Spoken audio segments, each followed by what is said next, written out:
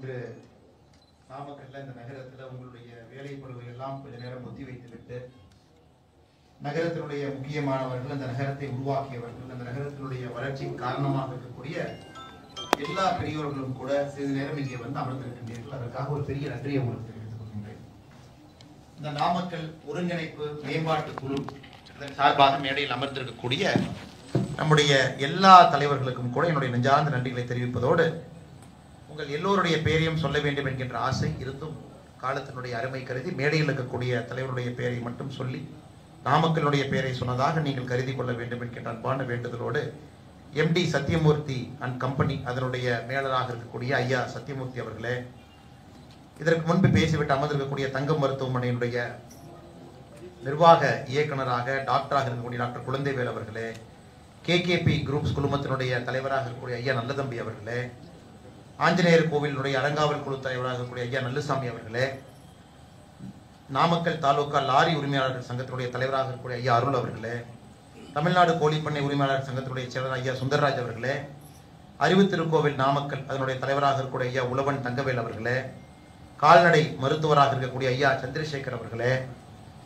Sun India குழுமத்தினுடைய மேலாளர் ஈஷா வாலண்டியராக இருக்கக்கூடிய ஐயா கிருஷ்ணன் அவர்களே, முன்னிருக்கையில் அதே நிறுவனத்தை சார்ந்து இங்கே வந்து அமர்ந்திருக்கக்கூடிய ஐயா பாமா ரங்கராஜன் அவர்களே, தமிழ்நாடு கோழிப்பண்ணை உரிமையாளர் சங்கத்தினுடைய தலைவராக இருக்கக்கூடிய ஐயா சிங்குராஜ் அவர்களே, இந்த நிகழ்ச்சி நடப்பதற்கு காரணமாக இருக்கக்கூடிய ஆர்எஸ்எஸ் இயக்கத்தினுடைய இந்த பகுதியினுடைய முன்னோடியாக இருக்கக்கூடிய ஐயா கரியர் கோபாலன்ஜி அவர்களே, நேஷனல் பப்ளிக் ஸ்கூல் அதனுடைய நிறுவன தலைவராக இருந்து இன்று நான் சார்ந்திருக்கக்கூடிய கட்சியிலே ஒரு தொண்டராக இருக்கக்கூடிய அந்த தலைவராக இருக்கக்கூடிய என் கேபி சரவணன் அவர்களே, அருமை சகோதரர் ராஜேஷ் அவர்களே, முன்னிருக்கையில் இருக்கக்கூடிய எல்லா அன்பு தலைவர்களே, குறிப்பாக என்னுடைய நான் அவர் மீது பெரிய அன்பும் பாசம் வைத்திருக்கக்கூடிய ஐயா டாக்டர் செல்லியன் அவர்களே, இங்கே வந்திருக்கக்கூடிய எல்லா பெரியோர்களே, தாய்மார்களே, ஆண்டோர்களே, சான்றோர்களே, உங்களுக்கு மறுபடியும் என்னுடைய காலை வணக்கத்தை தெரிவித்துக் கொள்கிறேன். உலகத்தில் எந்த ஒரு சிறிய நகரத்துக்கும் இல்லாத ஒரு தனிச்சிறப்பு நாமக்கல் நகரத்துக்கு இருக்குங்க ஐயா. தமிழ்நாட்டினுடைய cross state domestic product GSDP அப்படிங்கிற ஒரு அறிக்கையை பார்த்தீங்கன்னா மாநில அரசு 2 ஆண்டுகளுக்கு ஒரு முறை வெளியிடுவார். நாமக்கலினுடைய மக்கள் தொகை சற்றேற்குறைய 18 லட்சம் மக்கள் தொகை இருக்கிறார். 1.8 மில்லியன், 18 லட்சம் பேர். 18 லட்சம் பேர் இருக்கக்கூடிய மக்கள் தொகை இருக்கக்கூடிய இந்த அற்புதமான ஒரு மாவட்டம், அதனுடைய சாதனையை பாருங்க. தனிநபர் வருமானம், இந்த 18 லட்சம் பேர்த்தினுடைய சராசரி வருமானம் கடைசியாக மாநில அரசு வெளியிட்டிருக்கக்கூடிய கிராஸ் ஸ்டேட் டொமஸ்டிக் ப்ராடக்ட் அந்த சார்ட்டின் படி 4,25,701 ரூபாய். அதாவது ஒரு நாமக்கல் இருக்கக்கூடிய தனிநபருடைய வருமானம் 4,25,000. நாமக்கலுக்கு மேலே எந்தெந்த மாவட்டம் தமிழ்நாட்டில் இருக்குன்னு பார்த்தீங்கன்னா செங்கல்பட்டு தமிழகத்தினுடைய முதன்மை மாவட்டம் தனிநபர் வருமானத்தில், காஞ்சிபுரம் 2வது, சென்னை 3வது, நாமக்கல் 4வது. திருப்பூர் கோயம்புத்தூரை விட நாமக்கலை பொறுத்தவரை 18 லட்சம் பேருக்கும் சராசரியாக ஒரு தனிநபர் வருமானம் என்பது 4,25,000. சாதாரண விஷயம் இல்லைங்க, அது மிகப்பெரிய ஒரு விஷயம்.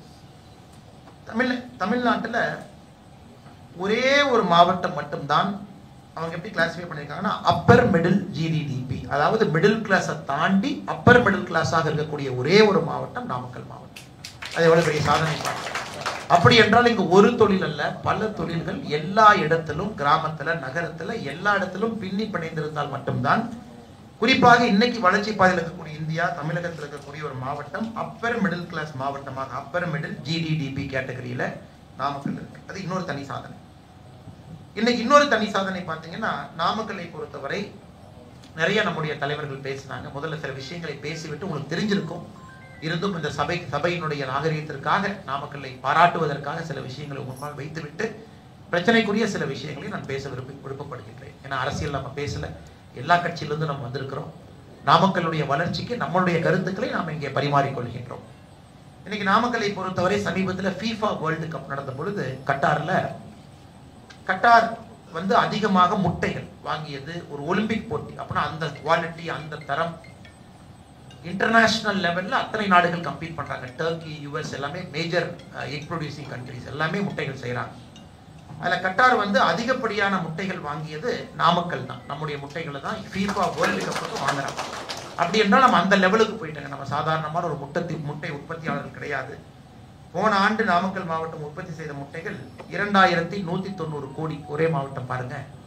2190 கோடி. அந்த 365 டிவைட் பண்ணி பார்த்தீங்கன்னா சராசரியாக 6 கோடி முட்டைகள் ஒரு நாளைக்கு நாமக்கல் மாவட்டத்தை பொறுத்தவரை சராசரியாக 6 கோடி முட்டைகள். அது FIFA வேர்ல்டு கப் வரைக்கும் நம்ம கொடுத்துருக்கோம். எப்பவுமே அந்த உலகத்தில் டர்க்கியினுடைய முட்டைக்கு ஒரு தனி மகத்துவம் இருக்கும்.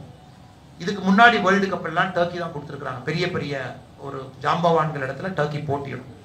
ஆனால் இந்த முறை கட்டார் அதிகாரப்பூர்வமாக சொன்னது ஒரு 360 பாக்ஸ் இருக்கக்கூடிய முட்டை நாமக்கல்ல இருந்து கட்டாருக்குள்ள லேண்டிங் காஸ்ட் வந்து $31 360 முட்டை ஹையர் குவாலிட்டி. இதே வந்து டர்க்கியிலிருந்து அதை விட கொஞ்சம் லோவர் குவாலிட்டி 360 முட்டை கட்டாருக்குள்ள வரும்போது அது $34. ஸோ நாமக்கலை பொறுத்தவரை $3 குறைவாக 360 முட்டைக்கு இன்னும் குவாலிட்டி அதிகமாக கொடுக்குறாங்கன்னு அதிகாரப்பூர்வமாக சமீபத்தில் கட்டார் அந்த அரசு சொன்னதை எங்கேயோ ஒரு இடத்துல படித்திருந்தேன். அப்பவே ஒரு குறிப்பிடுத்தி வச்சிருந்தாங்க நாமக்கல் வரும்போது அதை பேசணும். ஸோ அந்த அளவுக்கு இன்னைக்கு இந்தியாவுடைய முட்டை உற்பத்தியில பெரும் பங்கு வகிக்கக்கூடிய நாமக்கல் மாவட்டம் அது ஒரு தனிச்சிறப்புங்க. அதையெல்லாம் தாண்டி இன்னைக்கு நம்ம உற்பத்தி செய்யக்கூடிய 6 கோடி முட்டையில சராசரியாக ஒரு நாளைக்கு 51 லட்சம் முட்டைகள் நம்ம எக்ஸ்போர்ட் பண்றோம். ஸோ போன ஆண்டு உற்பத்தி செய்த 2190 கோடி முட்டையில 182.5 கோடி முட்டைகள் எக்ஸ்போர்ட் பண்ணியிருக்கோம். ஒரு நாளைக்கு சராசரியாக 51 லட்சம். அப்படி என்றால் சைட்டோசானிட்டரி அந்த குவாலிட்டி அந்த தரம் WTO ஸ்டாண்டர்ட்ஸ் அதையெல்லாம் தாண்டி மேலை நாடுகளுக்குள்ள நாமக்கல்னுடைய முட்டை போகுதுன்னா இன்னைக்கு ஒரு படி நம்ம மேலே வந்துட்டோம். இதன் பிறகு உங்களுடைய வளர்ச்சி ரொம்ப அபரீதமாக இருக்கு. எப்பவுமே பார்த்தீங்கன்னா அந்த எக்ஸ்போர்ட் டேக் ஆஃப் பாயிண்ட்ல இருக்கீங்க. 51 லட்சம் என்பது அடுத்த ஆண்டு நாம் பேசும்பொழுது இதே நேரத்தில் நிச்சயமாக இது 1.5 கோடி எக்ஸ்போர்ட் போயிடும். அது வந்து அபரிதமாக இருக்கும். அது எப்பவுமே அந்த டேக் ஆஃப் பாயிண்ட் 1990 காலகட்டத்தில் 1 கோடி நாமக்கல்னுடைய உற்பத்தி ஒரு நாளைக்கு. மோடி ஆட்சிக்கு வந்த பொழுது 2013-14 நாமக்கல்னுடைய ஒரு நாள் உற்பத்தி 3.20 கோடி. இன்னைக்கு 10 ஆண்டுகள் கழித்து 6 கோடி. அப்போ பார்த்தீங்கன்னா எந்த அளவுக்கு ஃபாஸ்ட்டாக வளர்றீங்க பாருங்க. எவ்வளவு இந்த நாமக்கல்னுடைய பேஸ் எந்த அளவுக்கு இருக்கு. அதையெல்லாம் தாண்டி இன்னும் குறிப்பாக நாமக்கலுக்குள்ள இன்னும் ஆழமாக வர வேண்டும் என்றால் நாமக்கல் மாவட்டத்தை பொறுத்தவரை 18 லட்சம் பேர் இருக்கிறாங்க. 60% ரூரல்ல இருக்காங்க, 40% அர்பன்ல இருக்காங்க. இது ஒரு ஆச்சரியமான விஷயம். ரூரல் மக்களும் கிட்டத்தட்ட சராசரியாக பாதிக்கு பாதி, அர்பனும் பாதிக்கு பாதி இருக்கிற ஒரு ஊர். அப்படி என்றால் நிறைய ரூரல் இண்டஸ்ட்ரீஸ் ரூரல் சார்ந்த நிறுவனங்கள் எத்தனையோ இங்கே வர முடியும். அதையும் நாம் செய்து கொண்டிருக்கின்றோம். 60 கிலோமீட்டர் சுற்றளவு நம்ம முட்டைன்னு சொல்றோம், அது நகரம் சார்ந்தது இல்லை. 60 கிலோமீட்டர் சுற்றளவுல முட்டை எடுத்து கண்டெய்னர் மூலமாக ஃப்ரீசர் கண்டெய்னர் மூலமாக தூத்துக்குடி, கொச்சி, சென்னை, துபாய்க்கு மிக வேகமாக 4 நாள்ல அனுப்பும் அளவுக்கு இன்னைக்கு வந்து அந்த அளவுக்கு வசதிகளை நாம் கொண்டு வந்திருக்கின்றோம். இதெல்லாம் கூட நாமக்கல்னுடைய வளர்ச்சியினுடைய ஒரு மைல்கல். இது ஒரு பக்கம். இன்னொரு பக்கம் நாமக்கல் தானாக வளர்ந்ததா அரசு மூலமாக வளர்ந்ததுன்னு கேட்டீங்கன்னா திருப்பூரை போல தானாக வளர்ந்த ஒரு மாவட்டம். ஃபீனிக்ஸ் பறவையை போல அரசு சொந்தம் கொண்டாடலாம். எல்லா அரசும் தங்களால் இயன்றதை செய்திருப்பார்கள், செய்து கொண்டிருக்கின்றார்கள். ஆனால் இது ஒரு நகரம் அரசனுடைய உதவியால் வளர்ந்திருந்தால் இந்த அளவுக்கு வளர்ந்திருக்க முடியாது இல்லையா? ஃபீனிக்ஸ் பறவையை போல எப்படி 1983-84 3 கோடி ரூபாய் ஏற்றுமதி இருந்த திருப்பூர் இன்னைக்கு 75,000 கோடியாக மாறி இருக்கிறது. 45,000 கோடி ஏற்றுமதியாகும், 30,000 கோடி உள்நாட்டுக்குள்ள அவங்க வணிகமும் 25,000 கோடி. இன்னைக்கு நாமக்கல்லும் கிட்டத்தட்ட அதே மாதிரி ஒரு குரோத் சார்ட்ல உங்களுடைய உழைப்பால் இங்க இருக்கக்கூடிய உத்தமர்கள் எல்லாம் இணைந்து கடின உழைப்புக்கு மாற்று எதுவும் இல்லை என்பதற்கு ஒரு ஊர் எடுத்துக்காட்டு என்றால் அது நாமக்கல். மிக அற்புதமாக இதனுடைய வளர்ச்சி. அடுத்து நாம் செல்லக்கூடிய பாதை, நம்ம எல்லாரும் இங்க இருக்கிறது வந்து அடுத்து நாம் எப்படி போக போறோம், இங்கிருந்து எப்படி அடுத்து போக போறோம் அப்படிங்கிறக்காக இப்ப நல்ல விஷயங்கள் சொல்லிட்டேங்க ஐயா. சில அதிர்ச்சியான தகவலும் உங்களுக்கு சொல்லி, இன்னைக்கு நம்முடைய தமிழகத்தை பொறுத்தவரை மக்கள் தொகை குறைய ஆரம்பித்திருக்கக்கூடிய காலகட்டத்துக்குள்ள நம்ம என்ட்ராயிட்டோம். இன்னைக்கு இந்தியாவில் வந்து 7 மாநிலங்கள் இந்த சென்சஸ்ல நம்ம பார்ப்போம். நடக்கக்கூடிய சென்சஸ்ல 7 மாநிலங்களுடைய மக்கள் தொகை குறைய ஆரம்பித்திருக்கும். இதற்கு முன்பு இருந்ததை விட குழந்தைகள் கம்மியா வந்திருப்பாங்க, அதிகமாக இறப்பு இருக்கும், வயதானவர்கள் அதிகமா இருப்பாங்க. இன்னைக்கு தமிழ்நாடு பொறுத்தவரை அந்த 7 மாநிலங்கள்ல ஒரு மாநிலமாக நாம் மாற ஆரம்பித்திருக்கின்றோம். அதாவது இளையவர்கள் குறைவாகவும் வயது முதிர்ந்தவர்கள் அதிகமாகவும் மாறக்கூடிய ஒரு மாநிலம். இந்த எக்கனாமிக்ஸ்ல டோட்டல் ஃபர்டிலிட்டி ரேட் TFR என்று சொல்லுவோம். ஒரு TFR ஒரு நாட்டில் 2.1 கரெக்டா இருந்துச்சுன்னா, அதாவது ஒரு தாய் 2.1 குழந்தையை ஒரு தாய் பெற்றெடுத்தால் அந்த நாட்டினுடைய பிறப்பும் இறப்பும் சமமாக இருக்கும். அந்த நாட்டினுடைய மக்கள் தொகை சமமாக இருக்கும் 2.1. இன்னைக்கு தமிழ்நாடு பார்த்தீங்கன்னா நம்முடைய TFR அந்த நம்பர் வந்து 1.7. அதாவது இறப்பும் பிறப்பும் சமமாக வைத்திருக்க வேண்டும் என்றால் 2.1 குழந்தைகள் இருக்க வேண்டும். என்று தமிழகம் 1.7 குழந்தை. அப்ப நம்முடைய பாப்புலேஷன் டிக்ளைன் ஆக ஆரம்பிச்சு. அதை நம்ம எல்லாருமே நாம் அதை நன்றாக உணர்ந்து கொள்ள வேண்டும். ஏன்னா இன்னைக்கு நாம ப்ரொடியூசிங் ஸ்டேட்டாக இருக்கிறோம், கன்சியூமிங் ஸ்டேட்டாக இன்னைக்கு யூபி, பெங்கால், ஒரிசா, ஜார்க்கண்ட், பீகார், அதாவது உற்பத்தி ஒரு பக்கம் நடக்குது, ஒரு பக்கம் அவங்க அதை கன்சியூம் பண்றாங்க. அப்ப நம்முடைய மக்கள் தொகை, குறிப்பாக இளைஞர்கள் யாருக்கு இருக்கிறீங்க, இன்னைக்கு உங்களுடைய குழந்தைகள், அடுத்த தலைமுறை, 2வது 3வது தலைமுறை யாரெல்லாம் தொழிலுக்கு வர்றாங்களோ அவங்களுடைய நம்பர் 1 சேலஞ்ச் அடுத்த 15 ஆண்டுகளுக்கு அரசனுடைய திட்டங்கள் கிடையாது. இந்த அரசு மாநிலத்தில் வரணுமா, அந்த அரசு மத்தியில் வரணுமா, யார் தமிழ்நாட்டுக்கு வரணும், அதெல்லாம் இன்னைக்கு சேலஞ்ச் கிடையாது. இன்னைக்கு நம்பர் 1 சேலஞ்ச் அந்த கடைசி 3 இருக்கக்கூடிய இளைஞர்களுக்கு நம்பர் 1 சேலஞ்ச், ஒரு மாநிலத்தினுடைய மக்கள் தொகை குறைய ஆரம்பிக்கும் பொழுது அதை கணக்கில் கொண்டு உங்களுடைய பிசினஸை எப்படி நீங்க டிரான்ஸ்ஃபார்ம் பண்ண போறீங்க அப்படிங்கிறது உங்கள் முன்னால் இருக்கக்கூடிய நம்பர் 1 சேலஞ்ச். இதை நாம ஏற்றுக்கணும், இயற்கை. ஒரு வளர்ந்த நாடான பிறகு மக்கள் தொகை குறைவது வாடிக்கை. தமிழ்நாடை பொறுத்தவரை வளர்ந்த மாநிலமாக மாறிவிட்டோம். அது ஜப்பானுக்கு நடந்துச்சு, ஜெர்மனிக்கு நடந்துச்சு, இங்கிலாந்துக்கு நடந்துச்சு, இன்னைக்கு தமிழ்நாட்டுக்கு அது நடக்க ஆரம்பிச்சிருக்கு. இது நம் முன்னால் இருக்கக்கூடிய மிகப்பெரிய சவால். அப்ப இருக்கக்கூடிய ஒருத்தரையும் நம்ம ஸ்கில் பண்ணணும். அப்ப இந்த மாவட்டத்துக்குள்ள யாரெல்லாம் இருக்கிறாங்களோ எல்லோரையுமே அவர்களை தகுதிப்படுத்தி அவங்கள ஸ்கில்லிங் பண்ணி அவர்களை உழைப்பாளிகளாக மாற்ற வேண்டிய கட்டாயம் நமக்கு இருக்கு. இன்னைக்கு நாமக்கலுக்கு கல்லூரி தேவையா எனக்கு தெரியலீங்க ஐயா, மெடிக்கல் காலேஜ் தெரியுமான்னு தெரியல. இன்னைக்கு நாமக்கலுக்கு உலகத்தரம் வாய்ந்த ஸ்கில்லிங் இன்ஸ்டிடியூட் தேவைப்படுகிறது. உலகத்தரம் வாய்ந்த ஒரு ஸ்கில்லிங் இன்ஸ்டிடியூட். இன்னைக்கு மத்திய அரசு பல இடத்துல சப்போர்ட் பண்றாங்க, பல இடத்துல வாலண்டியராக அந்தந்த ஊர் சேர்ந்து அவர்களாக ஒரு 100 பேர் இணைந்து ஒரு ஸ்கில்லிங் இன்ஸ்டிடியூட்டுக்கான லேண்டை கண்டுபிடிச்சு அவங்க ஸ்கில்லிங் ப்ரோக்ராம்ல போகும் பொழுது மத்திய அரசு நிச்சயமாக உதவி செய்கிறது. அதை நீங்க கண்டிப்பா கருத்துல எடுத்துக்கொள்வீர்கள் என்பது என்னுடைய ஆழமான ஒரு நம்பிக்கை. ஏன்னா எல்லாரையும் நீங்க ஸ்கில் பண்ணணும். இது முதல் சேலஞ்ச். 2வது சேலஞ்ச், வேலை செய்யக்கூடியவர்கள் தமிழகத்திலே குறைந்து கொண்டிருக்கின்றார்கள். நேற்று நம்முடைய அமைச்சர் தர்மேந்திர பிரதான் அவர்கள் வந்திருந்தார். அவர் வந்ததே நான் எந்த கல்வியை பத்தி எதுவுமே பேச வரல, நான் ஒரிசாவுடைய வளர்ச்சிக்காக இங்கே வந்திருக்கின்றேன் அப்படின்னு நம்முடைய அமைச்சர் தர்மேந்திர பிரதான் அவர்கள் வந்திருந்தார். அப்ப 2-3 இடத்துக்கு நான் போய் பார்க்கணும். நாங்க ஃபர்ஸ்ட் ஒரு பெரிய மில்லு கூட்டிட்டு போனோம். ஒரு 1,10,000 ஸ்பிண்டில் இருக்கக்கூடிய ஒரு பெரிய ஸ்பின்னிங் நிறுவனம். அந்த நிறுவனத்துல பாத்தீங்கன்னா 23,000 பணியாளர்கள் இருக்கின்றார்கள். அதுல 10,500 பேர் ஒரிசாவை சார்ந்தோம். ஸோ பாத்தீங்கன்னா அவர் அந்த கூட்டத்துல பேசும் பொழுதே ஒரியா மொழியில தான் பேசுறாங்க. ஏன்னா கிட்டத்தட்ட 10,500 பேர் பாதிக்கு பாதி ஒரியால இருந்து வந்திருக்காங்க, அவங்கள ஒரிசால இருந்து சார்ந்தோம். அப்ப அவர் கேட்டார், நீங்களே எந்த ஊரு, யார் சம்பல்பூர், யார் ராய்காட்டு, யார் புவனேஸ்வர் பகுதி, யார் எந்தெந்த பகுதின்னு கேட்டாங்க. எனக்கு ஒரிசாவுடைய அரசு அடுத்த 5 ஆண்டுகள் அவங்க டெக்ஸ்டைலுக்கு சப்சிடி கொடுத்து கரண்ட் 1 ரூபால கொடுத்து அவங்க சம்பல்பூர் பெல்ட்டையும் புவனேஸ்வர் பெல்ட்டையும் அவங்க டெக்ஸ்டைல் ஜோனா மாத்த போகும் பொழுது 5 வருஷம் கழிச்சு எதுக்கு ஒரிசால இருந்து ஒருத்தர் இங்க வந்து வேலை செய்ய போறாங்க? அவங்க குடும்பத்தை விட்டு குழந்தையை விட்டு அப்பா அம்மா விட்டுட்டு இன்னொரு புது ஊர்ல என்னதான் நம்ம வசதி கொடுத்து, என்னதான் ஹாஸ்டல் கட்டி கொடுத்து, என்னதான் அவங்களை நம்ம குடும்பமாக பார்த்து கொண்டாலும் கூட எதற்காக அவர்கள் தமிழகத்திற்கு வந்து வேலை பார்க்க வேண்டும்? குறிப்பாக இந்த நார்த் இந்தியன் லேபரர்ஸ் நம்ம சாதாரணமா ஒரு வார்த்தையில பேசிவிட்டு போய்விடுகின்றோம். இன்னைக்கு தமிழ்நாட்டினுடைய அதிகாரப்பூர்வமாக மைக்ரண்ட் போர்டு நம்ம வச்சிருக்கிறோம். தமிழக அரசு ஒரு டேட்டா மெயின்டைன் பண்றாங்க, மைக்ரண்ட் போர்டு.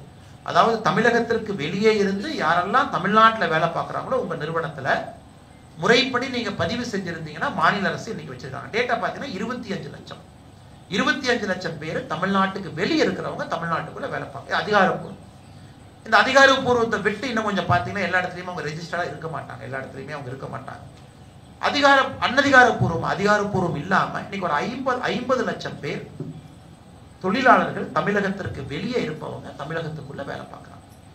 இவங்க எல்லாம் இன்னும் ஒரு 5-7 வருஷத்துக்குள்ள இதுல ஒரு 50% பேர் வெளியே போயிடுவாங்க. காரணம் உத்தரப்பிரதேசனுடைய வளர்ச்சி. நெப்போலியன் போனாபார்ட் ரொம்ப நாளைக்கு முன்னாடி சொல்லியிருப்பாங்க, சைனா தூங்கிட்டே இருக்கணும், சைனாவை யாரும் எழுப்பிவிட்டுறாதீங்க, சைனாவை எழுப்பிவிட்டீங்கன்னா உலகத்துல மற்ற நாடுகளுக்கு பிரச்சனை வரும். ரொம்ப நாளைக்கு முன்னாடி நெப்போலியன் போனாபார்ட். ஏன்னா சைனா வளராம இருந்தா தான் நாம வளர முடியும். ஸோ பல ஆண்டுகள் பார்த்தீங்கன்னா சைனா 1910 தான் தன்னை ஓப்பனே பண்ணாங்க. 1910 தான் சைனா தன்னை ஓப்பன் பண்ணாங்க. அது வரைக்கும் எல்லா நாடுகளும் வளர்ந்துட்டாங்க. யூகே வளர்ந்தாங்க, ஐரோப்பிய நாடுகள் எல்லாம் வளர்ந்தாங்க, அமெரிக்காவும் வளர்ச்சி பாதைக்கு வந்தாங்க. சைனா 1910 தன்னை ஓப்பன் பண்ணி 1949 கம்யூனிஸ்ட் ஆட்சிக்கு வந்து அதுல அவங்க கலாச்சார ரெவல்யூஷன் ஏதோ செஞ்சுங்க. 1980 தான் உண்மையான வளர்ச்சிக்கு சைனா வந்துச்சு, டென் சியாவோபிங் வந்த பிறகு. அதன் பிறகு சைனாவுடைய வளர்ச்சி பார்த்தீங்கன்னா ரொம்ப லேட் வளர்ச்சி. 1980 ஆரம்பிச்சு 2025 கடந்த 45 ஆண்டுகள்ல சைனா மட்டும் 23 ஆண்டுகள் டபுள் டிஜிட் growth. உலகத்துல எந்த நாடுமே இந்தியா இதுவரை நம்ம டபுள் டிஜிட் growthக்குள்ள போனதே இல்லைங்க. Single digit growth. சைனா கடந்த 45 ஆண்டுகள்ல 23 ஆண்டுகள் டபுள் டிஜிட் growth. சைனாவுடைய அசுரத்தனமான வளர்ச்சியை 45 ஆண்டுகள் அது உலகம் பார்த்துச்சு. அதனால வரக்கூடிய பிரச்சனைகளையும் நம்ம பார்த்தோம். இன்னைக்கு ட்ரம்ப் போன்றவர்கள் எப்படி ஹேண்டில் பண்றதுன்னு தெரியாம முடிச்சிட்டு இருக்காங்க. இன்னைக்கு இந்தியா உத்தரப்பிரதேசனுடைய வளர்ச்சியை பார்க்க போகுதுங்க. ஏன்னா அரசியல்ல மேடை ஒரு மைக் எடுத்து திட்டி பேசுறதோ பாராட்டி பேசுறதோ அது ஈஸியா போயிருங்க சித்தாந்தம் அடிப்படையில். இன்னைக்கு உத்தரப்பிரதேசனுடைய வளர்ச்சி 23 கோடி மக்கள். தமிழ்நாடு நம்ம வளர்ந்துட்டோம். கர்ம வீரர் காமராஜர் மிக முக்கியமான காரணம் அந்த அவருடைய ஆட்சி காலத்துல 54 இருந்து 63க்குள்ள 18,000 பள்ளிக்கூடத்தை கொண்டு வந்தாங்க. அதுல 12,000 பூட்டி கிடந்த பள்ளிகளை திறந்தார், 6,000 புதிய பள்ளிக்கூடங்கள். மொத்த கணக்கு காமராஜர் 18,000 பள்ளிக்கூடம். அப்ப நேரடியா என்னாச்சுனாங்க ஐயா, இம்மிடியட்டா நம்ம படிக்க வச்சிட்டோம் குழந்தைகள் படிச்ச உடனே அந்த குழந்தைங்க 10th தாண்டி 12th கொண்டு போனோம். அதன் பிறகு கலைஞர் கருணாநிதி அவர்கள், அம்மையார் ஜெயலலிதா அவர்கள் அவங்க காலகட்டத்தில் ஒரு புரட்சி வந்துச்சு, இன்ஜினியரிங் காலேஜ் புரட்சி. ஏகப்பட்ட இன்ஜினியரிங் காலேஜ் நம்ம கொண்டு வந்தோம். ஸோ நமக்கு ஸ்கில்டு பீப்புள் கிடைக்க ஆரம்பிச்சாங்க. புரட்சி தலைவர் எம்ஜிஆர் ஐயா காலகட்டத்தில் சோஷியல் செக்டர் ஸ்பெண்டிங்கை பார்த்துக்கிட்டாங்க. சத்துணவு திட்டமாக இருக்கலாம், சாப்பாடு கொடுக்கணும், ரேஷன் கடையை சரிப்படுத்தணும். அவருடைய ஆட்சி காலத்தில் ஒரு ஆட்சியாளர்களுமே ஒரு படி வேலை செஞ்சனால தமிழகத்தை பொறுத்தவரை 2000 ஆண்டு எட்டும் பொழுதே அடிப்படையிலே படித்தவர்கள், அடிப்படையில கிராமப்புறத்துல ஒரு கல்வி, சாயந்தரம் வேலை செஞ்சுட்டு வந்தீங்கன்னா கூட நைட்டு படிக்கிறதுக்கு ஒரு கல்வி, இதெல்லாம் தமிழகத்துல கொண்டு வந்துட்டோம். அதனால தமிழகத்தை பொறுத்தவரை நம்முடைய ஹையர் எஜுகேஷன் லேர்னிங் 51%. அதாவது 100 குழந்தைகள் 8ஆவதுல இருக்கிறாங்கன்னா 51 குழந்தைகள் காலேஜுக்குள்ள போறாங்க, 80 குழந்தைகள் 12th முடிக்கிறாங்க. இது இந்தியாவில் யாருக்குமே இந்த டேட்டா கிடையாது. 100 குழந்தைகள் 8ஆவது போறாங்கன்னா 80 குழந்தைகள் 12th முடிச்சிடறாங்க, 51 குழந்தை காலேஜுக்குள்ள என்டர் ஆயிருக்கு. ஆனா யூபியில 37 குழந்தை தான் நீ காலேஜுக்குள்ள என்டர் ஆகுறாங்க. இப்ப 100 குழந்தை 8ஆவதுல இருக்காங்கன்னா உத்தரப்பிரதேசத்தை பொறுத்தவரை 37 குழந்தை காலேஜுக்குள்ள என்டர் ஆகுறாங்க. ஆனா யோகி ஆதித்யநாத் வருவதற்கு முன்பு வெறும் 28 குழந்தைகள் தான் காலேஜுக்குள்ள என்டர் ஆனாங்க.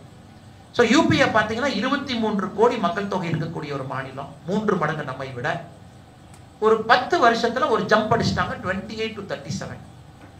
அடுத்த 10 வருஷத்துல 37 to 50 போயிடுவாங்க. நம்ம கண்மூடி முடிக்கிறதுக்கு முன்னாடி 2035 யூபி அவங்கள 50% தொட்டுருவாங்க. இன்ஃபேக்ட் தமிழ்நாடு நம்ம 51% தொட்டு 2% இறங்கி போன ஆண்டு 49% கீழே இறங்கி இருக்கும். 2% டிராப் ஆயிருக்கும்.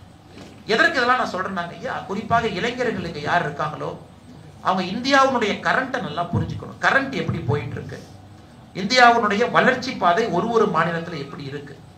அப்ப நம்முடைய தொழிலை எதற்கு தகுந்த மாதிரி நம்ம வடிவமைக்கணும். இன்னைக்கு நாம ப்ரொடியூசிங் கிளாஸா இருக்கோம், கன்சியூமிங் கிளாஸால மக்கள் தொகை குறையுது. கன்சியூமிங் கிளாஸாக யூபி இருக்கு, ஒரிசா இருக்கு, ஜார்க்கண்ட் இருக்கு. எப்படி நம்முடைய தொழிற்சாலைகளை அமைத்து அங்கே கொண்டு செல்ல வேண்டும் என்பதையெல்லாம் நாம எக்கனாமிக்ஸும் ஓரளவுக்கு புரிஞ்சுக்கணும், மக்கள் தொகையை புரிஞ்சுக்கணும், டெமோகிராஃபி புரிஞ்சுக்கணும் ஐயா. இதெல்லாம் இன்னைக்கு காலத்தினுடைய கட்டாயம். இது ஒரு பகுதிங்க. அடுத்து நமக்கு வேலையாட்கள். தமிழ்நாட்டிற்குள்ள வேலை செய்யக்கூடிய நம்முடைய சகோதர சகோதரிகள் எத்தனை பேர் கிடைப்பாங்க இப்ப இருந்து 5 ஆண்டுகள் கழித்து. ஏன்னா ஒரு பக்கம் ஆர்டிபிஷியல் இன்டெலிஜென்ஸ், இன்னொரு பக்கம் ஆட்டோமேஷன், இது எல்லாமே வர ஆரம்பிச்சிருச்சுங்க. எல்லாமே இப்ப வர ஆரம்பிச்சிருச்சு.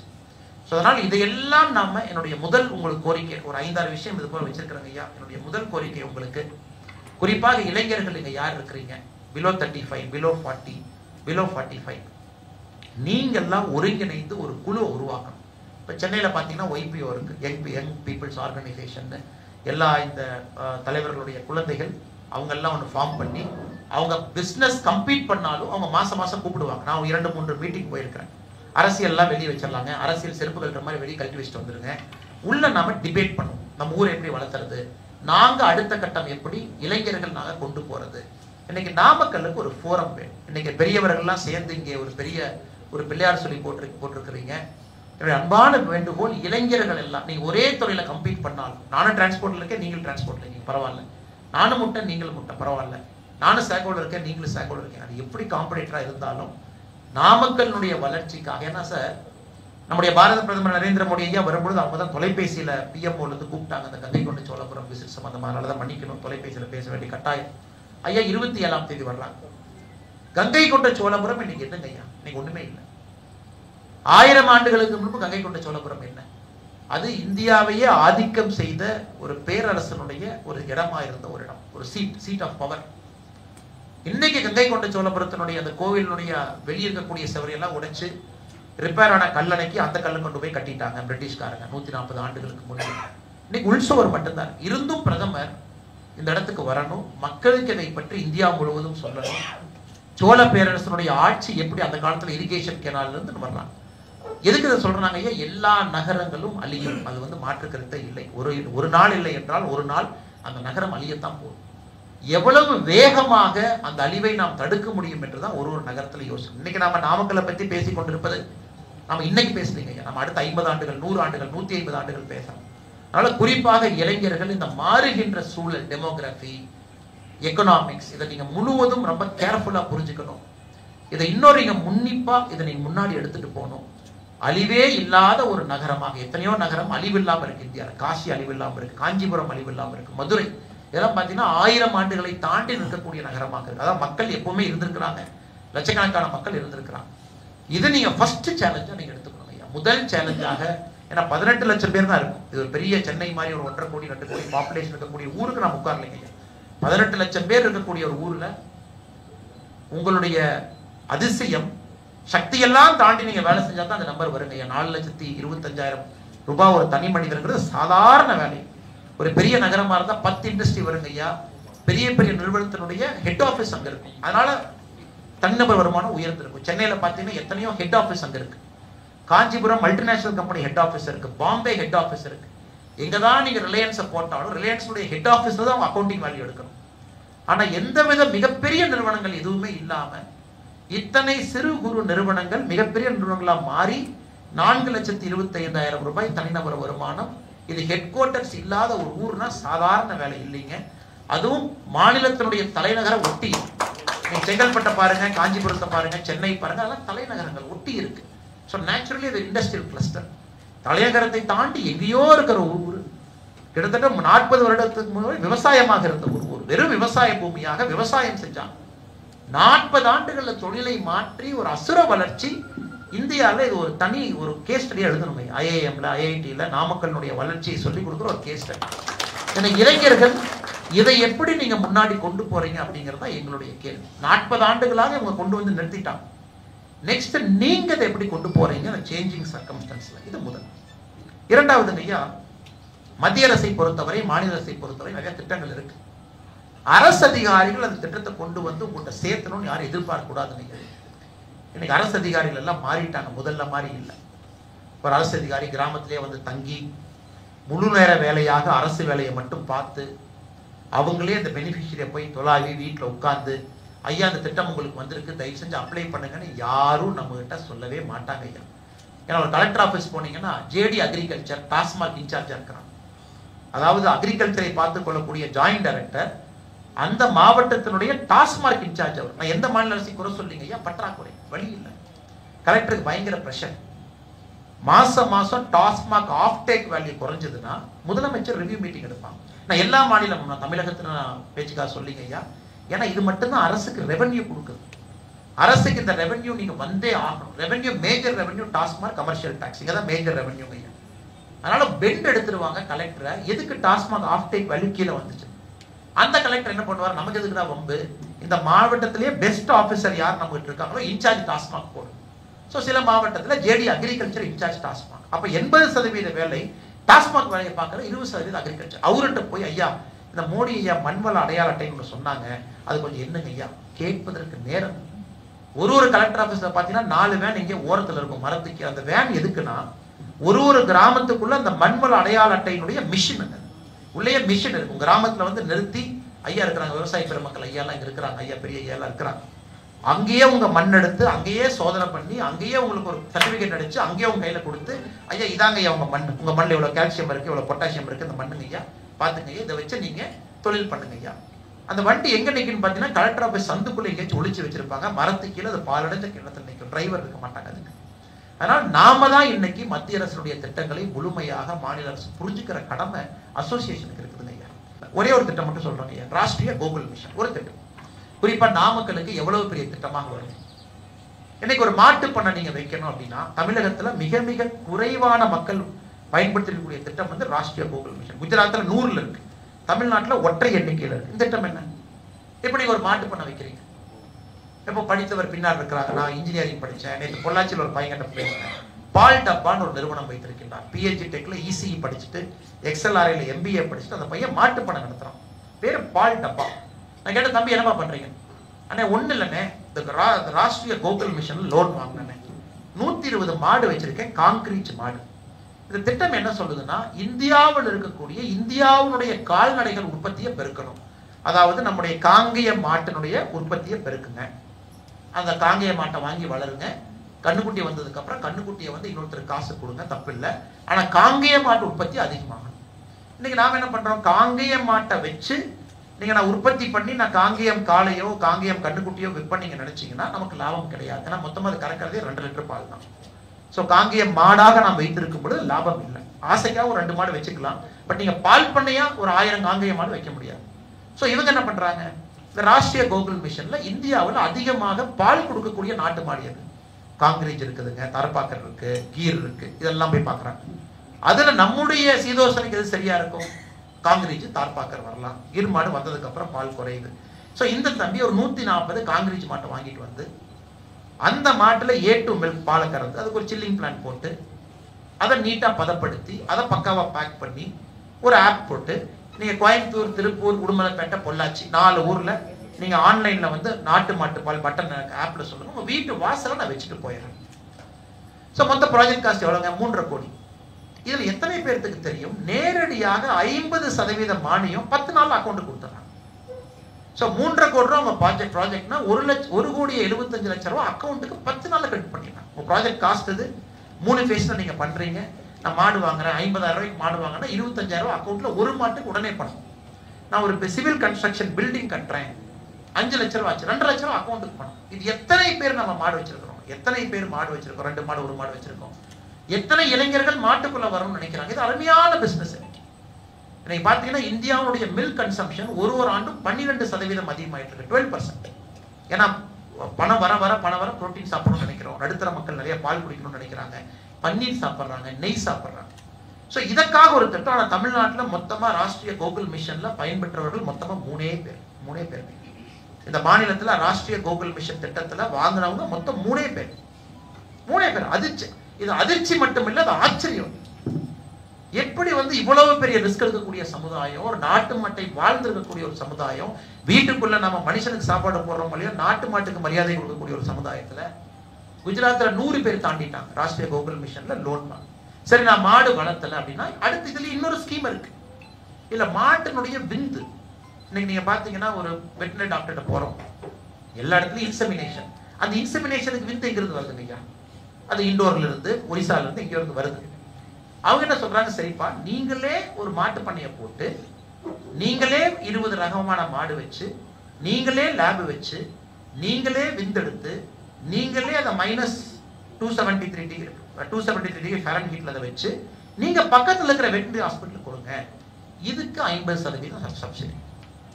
ஸோ இந்த மாதிரி ஏகப்பட்ட விஷயங்கள் பண்ணிக்கிட்டே இருக்காங்க. ஐயா சொன்னாங்க இந்தியாவில் 7 இடத்துல வந்து குறிப்பா அந்த பழைய வெஹிக்கிள், 15 இயர் டைம் ஃப்ரேம்குள்ள வரக்கூடிய வெஹிக்கிள் எல்லாம் மல்டி ஆக்சல் வெஹிக்கிள் தனித்தனியா பிரிச்சு அதுல இருக்கக்கூடிய கிரிட்டிக்கல் மினரல்ஸ்லாம் தனித்தனியா எடுத்து மிச்சதெல்லாம் கிரஷ் பண்ணணும். பட் நாம இன்னைக்கு ஒரு குரூப்பா ஆர்கனைஸ்டா சண்டை போட்டு வாங்கக்கூடிய ஒரு நிலைமை நமக்கு இல்லைங்க. அதை நாம செய்யணும். ஒரு 2வது உதாரணம், அதுக்காக தான் அந்த 2வது விஷயத்த சொன்னங்க ஐயா. நீங்க ஸ்கீமை ஸ்டடி பண்ணணுங்க ஐயா. எல்லா ஸ்கீமையும் ஸ்டடி பண்ணணும். அரசு நம்ம கிட்ட வந்து சொல்லுவாங்க, அது நடக்காதுங்க. அந்த காலமெல்லாம் முடிஞ்சிருச்சு. எல்லாம் காமராஜர் ஐயா காலத்துக்கு அப்புறம் அதெல்லாம் காணாம போயிடுச்சு. ஏதோ அதிகாரியே வந்து அவரே மைக் போட்டு உங்களெல்லாம் கூப்பிட்டு, நான் கலெக்டர் ஆஃபீஸர் வந்திருக்கிறேங்க, இதான் என் பேருங்க, நான் அக்ரிகல்ச்சர் ஆஃபீஸருங்க, இங்க பாருங்க ஸ்கீம் எல்லாம் இது எடுங்க. யாரும் சொல்ல மாட்டாங்க ஐயா. எங்க போனாலும் ஓடிட்டே இருக்கிறாங்க. முதல்வர் இதை சொன்னாங்க, முதல்வர் அது சொன்னாங்க, பிரதமர் சொன்னாங்க, நான் போயிடணும். இப்ப சென்சஸ் வேற ஆரம்பிக்கிறோம். இனி யாரையும் பிடிக்க முடியாது. நீங்க 1.5 வருஷம் அவன் எஸ்கேப். அதனால தயவு செய்து இளைஞர்கள் யார் இருக்கிறீங்களோ ஒரு திங்கிங் செல் ஒன்று உருவாங்க. இந்த நாமக்கல் மாவட்டத்திற்கு நம்முடைய தட்பவெட்ப நிலைக்கு நீங்க எல்லாருமே ஆளுக்கு ஒரு 1 லட்சம், 2 லட்சம், 3 லட்சம், 4 லட்சம், 5 லட்சம் ரூபாய் பணம் போடுங்க. தப்பே இல்லைங்க ஐயா. ஒரு சின்ன திங்க் டேங்க் மாதிரி நாமக்கலுக்கு உருவாக்கிங்க ஐயா. ஒரு வெட்டினரி டாக்டர், டிஎன்ஏல படிச்சவங்க ஒருத்தர், கொஞ்சம் படிச்ச பசங்க ஒரு 10 பேரை வச்சு ஒரு பாலிசி பேப்பரை தயார் பண்ணி அடுத்த கட்டம் என்ன திட்டம் இருக்கு, நாம என்ன கொண்டு வரலாம், நாம என்ன செய்யலாம், அதை நீங்களே ஒரு 4 பேர்த்த கனெக்ட் பண்ணி இதை வாங்குங்க வாங்குங்கன்னு சொன்னாங்க ஐயா, நம்ம ஊர் எப்பவுமே அடுத்த கட்டத்துக்கு போகும். என்னுடைய 2வது வேண்டுகோள் இங்க இருக்கக்கூடிய பெரியவர்களுக்கு, ஃபர்ஸ்ட் ஸ்கில்லிங் இன்ஸ்டிடியூட் நீங்க கண்டிப்பா ஆரம்பிக்கணும் ஐயா. அது காலத்தினுடைய கட்டாயம். மத்திய அரசுடைய எல்லா சப்சிடியும் வாங்கிக்கங்க. ஸ்கில்லிங் இன்ஸ்டிடியூட் பொறுத்த வரைக்கும் நீங்க நம்ப மாட்டீங்க, தமிழ்நாட்டுக்கு 4 சைனிக் ஸ்கூல் கொடுத்தாங்க, பிரைவேட் ஸ்கூல்.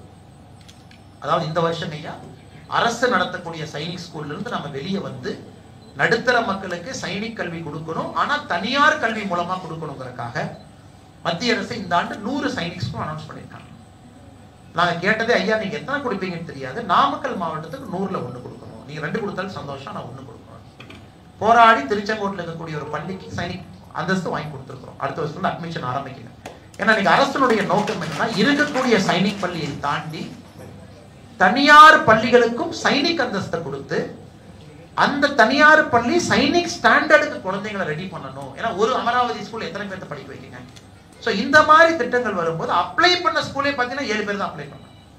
ஏன்னா எத்தனையோ ஸ்கூலுக்கு தெரியாது. நாம சில பேர்த்த ஃபோன் பண்ணி சொன்னா, நீங்க அப்ளை பண்ணுங்க, இந்த மாதிரி ஒரு திட்டம் இருக்கு, பட்ஜெட்ல வந்து 2024 அனௌன்ஸ் பண்ணியிருக்கிறாங்க 100 சைனிக் ஸ்கூல் அப்படி. அதுக்காகத்தான் அந்த பாயிண்ட்டை திரும்ப திரும்ப சொல்றேங்க. நீங்க பெரியவர்கள் எல்லோருமே ஒரு திங்க் டேங்க் ஒன்று உங்களுக்காக உருவாக்கணும். ஏன்னா கவர்மெண்ட்டுக்கு போற மாதிரி இருந்தா கூட பாலிசி பேப்பர் எழுதுறதுக்கு பயன்படுங்க. அடுத்த ஒரு 3 வருஷம் ரொம்ப ஒரு கஷ்டமான வருஷம். ஏன்னாங்க ஐயா டேரிஃப் வருது. ட்ரம்பை பொறுத்த வரைக்கும் யாருக்கும் புரியல, என்ன எப்ப செய்வாரான்னு யாருக்கு புரியலீங்க ஐயா. திடீர்னு ஒன்னொன்னு பேசுறாரு. இன்னைக்கு காலைல பிரிக்ஸ்ல இந்தியா இருந்தா 10% எக்ஸ்ட்ரா போடுவேன், பிரிக்ஸ்ல இந்தியா எல்லாம் 10% குறைப்பேன். இன்னைக்கு காலையில பேசியிருக்காரு. நேற்று பேசுறது இந்தியாலாம் வேகமா வளருது, அவங்க வந்து அமெரிக்காவுடைய பொருளையும் வாங்கணும். விவசாயத்தை பொறுத்த வரைக்கும் நம்ம பொருளை அமெரிக்காக்கார வாங்கினா தான் நாம சம்பாதிக்க முடியும். அமெரிக்காக்கார பொருளை நாம எப்படி வாங்க முடியும்? அவன் டம்ப் பண்ணணும்னு நினைக்கிறான். எதுக்கு இந்தியாவுக்கும் அமெரிக்காவுக்குமான FTA ரொம்ப டிலே ஆயிட்டு இருக்குனாங்க ஐயா. குறிப்பாக நம்முடைய அரசு, நம்முடைய காமர்ஸ் மினிஸ்டர் பியூஷ் கோயல் போன்றவர்கள் சில விஷயங்கள் நம்ம ஏத்துக்காம இருக்கோம். ட்ரம்பை பொறுத்த வரைக்கும் ஒரு ஹார்லி டேவிட்சனை வாங்கிக்கலாம். ட்ரம்ப் சொல்றாரு ஹார்லி டேவிட்சன் நீ வாங்கிக்க, சரி வாங்கிக்கலாம், பணம் இருக்கிறவங்க ஒரு ஹார்லி டேவிட்சன் வாங்கிக்கலாம், அதை பத்தி அப்ஜெக்ஷன் இல்லைங்க. ட்ரம்ப் அதையும் சொல்றாரு, ஹார்லி டேவிட்சன் இந்தியாவில் ரொம்ப கம்மியா விற்குது, 200 வண்டி தான் போன வருஷம் வித்துச்சு, ஏன்னா நீ ஹார்லி டேவிட்சனுக்கு அவ்வளவு டாக்ஸ் போடுற. டெஸ்லா சில பேர் காமெடியா போட்டுருந்தாங்க, டெஸ்லா விலையே 21 லட்சம், அது நீங்க டாக்ஸ் 19 லட்சம் போடுறீங்க, 40 லட்சம். டெஸ்லாங்கிற பேரை மாத்தி இந்தியாவில் டாக்ஸ்லாங்கிற பேரை வைங்க, டாக்ஸ் இருக்கீங்க 19 லட்சம் போடுறீங்க. நாடு வளரணும் ஐயா, டாக்ஸ் போடணும், பணம் வரணும், அப்பதான் 51 லட்சம் கோடி பட்ஜெட் நம்ம பண்ண முடியும். அது ஒரு பக்கம். ஆனா டாக்ஸ் நம்ம டெஸ்லாக்கு போறது தப்பு இல்லைங்க ஐயா. பணக்காரங்க வாங்குறாங்க, டிரைவர்லெஸ் கார் தொந்தரவு இல்லை. ஹார்லி டேவிட்சனுக்கு டாக்ஸ் போடுறோம், அதுவும் தப்பு இல்லை. ஆனா ட்ரம்ப் போன்றவர்கள் எதுக்கு இந்தியாவை இன்னைக்கு வந்து ரொம்ப ப்ரெஷர் பண்றாங்கன்னா, அக்ரிகல்ச்சர் குட்ஸ், அமெரிக்காவுடைய அக்ரிகல்ச்சர் குட்ஸ் இந்தியாவுக்குள்ள ஃப்ரீயா வரணுங்கிறாங்க. நாம் அதை எதிர்க்கிறோம், நாம ஆணித்தரமா எதிர்க்கிறோம். கிட்டத்தட்ட 50% நம்முடைய தொழிலாளர்கள் விவசாயத்தை நம்பி இருக்கிறாங்க. ஸோ அதனாலதான் பெரிய போராட்டம் இந்தியாவுக்கும் அமெரிக்காவுக்கும் கடந்த ஒரு 2 மாதமாக நடந்து கொண்டிருக்கிறது. இத்தனைக்கும் மோடி அவர்களுக்கும் ட்ரம்ப் அவர்களுக்கும் ஒரு நட்பு இருந்தாலும் கூட இந்த விஷயத்துல நம்ம ஒத்துக்கல. மற்ற எல்லா நாடுகளும் ஒத்துக்கிட்டாங்க, வியட்நாம் ஒத்துக்கிட்டாங்க, எல்லாரும் ஒத்துக்கிட்டாங்க, டேரிஃப் குறைச்சிட்டாங்க. அடுத்து பிரிக்ஸ்ல இருந்தா 10%. ஸோ நமக்கு தெரியாதுங்க அடுத்த 3-4 வருடங்கள் எப்படி இருக்கும். ஜியோ பாலிட்டிக்ஸ் நாம் அதை பார்த்து நம்முடைய அரசு மிக திறமையாக தைரியமாக நின்றாலும் கூட அந்த ஜியோ பாலிட்டிக்ஸ் என்பது நம்மளே எங்கேயோ பாதிக்கும். இன்னைக்கு பாருங்க, குஜராத்தில் இருக்கக்கூடிய ஒரு நிறுவனத்தை நேத்து யூரோப்பியன் யூனியன் தடை போட்டுருக்காங்க. நேத்து குஜராத் ரிஃபைனரி. ஏன்? நீ ரஷ்யாவுடைய ஆயில வாங்குற, நீ ரஷ்யாவுடைய ஆயில வாங்குறதுனால ரஷ்யாவுக்கு பணம் கொடுக்குற, அதனால ரஷ்யா உக்ரைன்ல போர் பண்றான், அதனால எங்களுக்கு ரஷ்யாவை பிடிக்கல. ஸோ இன்னைக்கு இந்தியா, சைனா 3 நாடுகள் தான் நீங்க ரஷ்யா ஆயில வாங்குறீங்க. அதில் குஜராத் ரிஃபைனரி அதிகமாக ரிஃபைன் பண்ற ஒரு பிரைவேட் ரிஃபைனர் நேற்று தடை போட்டான். அதாவது இன்டர்நேஷனல் லெவலில் அவங்க வங்கி கணக்கை எங்கேயும் ஆப்ரேட் பண்ண முடியாது. இதெல்லாம் புதிதாக நாம் பார்க்கின்றோம். உனக்கும் ரஷ்யாவுக்கும் பிரச்சனை, அது உன் பிரச்சனை. இப்படித்தான் நாம் இருந்தாங்க. உக்ரைனுக்கும் ரஷ்யாவுக்கும் இருக்கக்கூடிய பிரச்சனை அவங்க பிரச்சனை. இன்னைக்கு நீங்க ரஷ்யால இருந்து வரக்கூடிய ஆயிலை யாரும் வாங்கக்கூடாதுனாங்க ஐயா. இன்னைக்கு $70 இருக்கிற ஒரு பேரல் $104 போடி 2 மாசத்துல. இன்னைக்கு $70 இருக்குதுங்க ஐயா ஒரு பேரல். இதில் போட்டு 104 2 மாசத்துல 104 கோடி. ஸோ நமக்கு இந்த பிரச்சனை, இதையும் ஒரு நாடாக நம்ம சமாளிக்கணும்.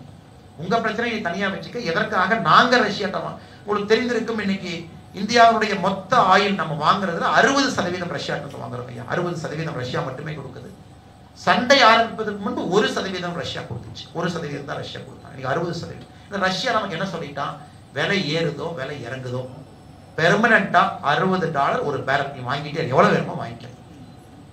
ஸோ விலை ஏறுதோ இறங்குதோ எனக்கு பிரச்சனை இல்லை, எனக்கு நீ $60 பெர் பேரல் கண்டினியூஸா நாம் வாங்கிட்டு இருக்கோம். இதையும் நாம் சமாளித்தாக வேண்டும். ஜியோ பாலிட்டிக்ஸ்ல இந்தியா யுஎஸ் ட்ரேடை சமாளிச்சாகணும். இன்னும் 2 வாரத்தில் பிஎம் சார் யூகே போறாங்க. இண்டோ யூகே எஃப்டிஏ சைன் ஆக போகுது. ஸோ திருப்பூர் போன்ற ஒரு பெரிய ஒரு மாநகரத்துக்கெல்லாம் ஒரு பெரிய வரப்பிரசாதமாக இருக்க போகிறது. இதனால அந்த டேரிஃப் கோட்டா சிஸ்டம் தாண்டி நாம யூகே நேரடியாக சைன் பண்றோம் ஐயா. இதையும் நாம் புரிஞ்சுக்கணும். எதுக்கு நான் சொல்றேன்னாங்க ஐயா, நம்ம உருவாக்கக்கூடிய அந்த திங்க் டேங்க் இளைஞர்கள் யார் இருக்கிறாங்களோ அவங்க உள்ளூர் பாலிசி மட்டுமல்ல, அரசு திட்டங்கள் மட்டுமல்ல, மத்திய அரசு மாநில அரசு திட்டங்கள் மட்டுமல்ல, என்ன வருது, எப்படி வருது, நாம் எப்படி சமாளிச்சு கொண்டு போகணும். அது ஐயா இன்னைக்கு தூத்துக்குடி விமான நிலையம் தயாரா இருக்குது ஐயா. பிரதமர் அவருடைய இனாகரேஷனுக்கு தயாரா இருக்கு. இத்தனை ஆண்டு காலமாக ஒரு சின்ன விமான நிலையம், டே லேண்டிங் மட்டும்தான் பண்ண முடியும், சின்ன ரன்வே, பெரிய விமானங்கள் இறக்க முடியாது, ஏடிஆர் மட்டும் தான் இறக்க முடியும். இன்னைக்கு புதிய தூத்துக்குடி விமான நிலையம் பண்ணியாச்சுங்க ஐயா. பெரிய 3.2 கிலோமீட்டர் ரன்வே போட்டாச்சுங்க ஐயா. அப்ப ஏர்பஸ் இறங்கும். ஸோ இன்னும் ஒரு மாதத்துல பிரதமர் அவர்கள் தூத்துக்குடி விமான நிலையத்தை இனாகரேட் பண்ணிடுவோம். இதுக்கு அதை சொல்றாங்க ஐயா. இன்னைக்கு தமிழகத்துல முழுமையாக இயங்கக்கூடிய விமான நிலையங்கள் எத்தனை? கோயம்புத்தூர், மதுரை, வந்தால் தூத்துக்குடி, சென்னை, திருச்சி, முழுமையாக இயங்கக்கூடியது 5 ஐயா. 5 நம்ம இன்னைக்கு 4. 1 வந்து டே லேண்டிங் மட்டும் 4.5 5. இன்னைக்கு உத்தரப்பிரதேசத்துல முழுமையாக இயங்கக்கூடிய விமான நிலையங்கள் 11. ஸோ எப்பவுமே ஐயா நம்ம கொஞ்சம் கூர்ந்து பார்க்கும் பொழுது மற்ற மாநிலங்களுடைய வளர்ச்சி எப்படி அவங்க திங்க் பண்றாங்க. 11 விமான நிலையங்கள். அயோத்தியாவுக்கு ஒன்று இறக்கு, ஒரு விமான நிலையத்தை இறக்கு. காசிக்கு ஒன்று இறக்கு, காசிக்கு இறக்கு. அயோத்தியா விமான நிலையம் போட்டதுக்கு அப்புறம் என்னாச்சுனாங்க ஐயா, போன ஆண்டு மட்டுமே ராமர் கோவிலால் உத்தரப்பிரதேச அரசு சம்பாதித்தது 22,500 கோடி ரூபாய். ராமர் கோவிலுக்கு எவ்வளவு ஐயா கட்டணும்? 8,000 கோடி. யார் கட்டினாங்க ஐயா? Private trust. ஆனா ராமர் கோவில் மூலமாக போன ஆண்டு உத்தரப்பிரதேச அரசுக்கு வந்த வருமானம், டாக்ஸேஷன், மக்கள் வந்தது, சர்சார்ஜ், ஹோட்டல் பயன்படுத்திய பொழுது அவங்க கட்டின ஜிஎஸ்டி, ஹோட்டல் அவங்க பயன்படுத்திய போது கட்டின 22,500 கோடி. யூபி என்ன பண்ணிட்டாங்க ஐயா, அயோத்தியாவை டெவலப் பண்ணு, காசியை டெவலப் பண்ணு. போன ஆண்டு இந்தியாவில் டூரிஸ்ட் அதிகமாக போன மாநிலம் உத்தரப்பிரதேஷ் நம்பர் 1. உத்தரப்பிரதேஷ் அதிகமான 54 கோடி பேர் அங்க உள்ள போயிருக்கிறாங்க.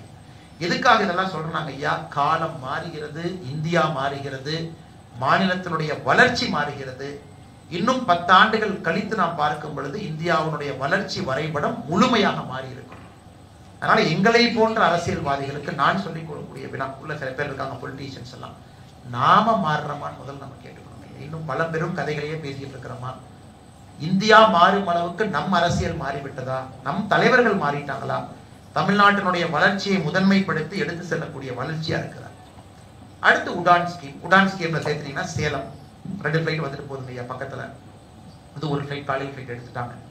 தஞ்சாவூர் உடனடியாக ஓபன் பண்ண போறாங்க. தஞ்சாவூருக்கு ஒரு உடான் விமான நிலையம் வர இருக்கிறது.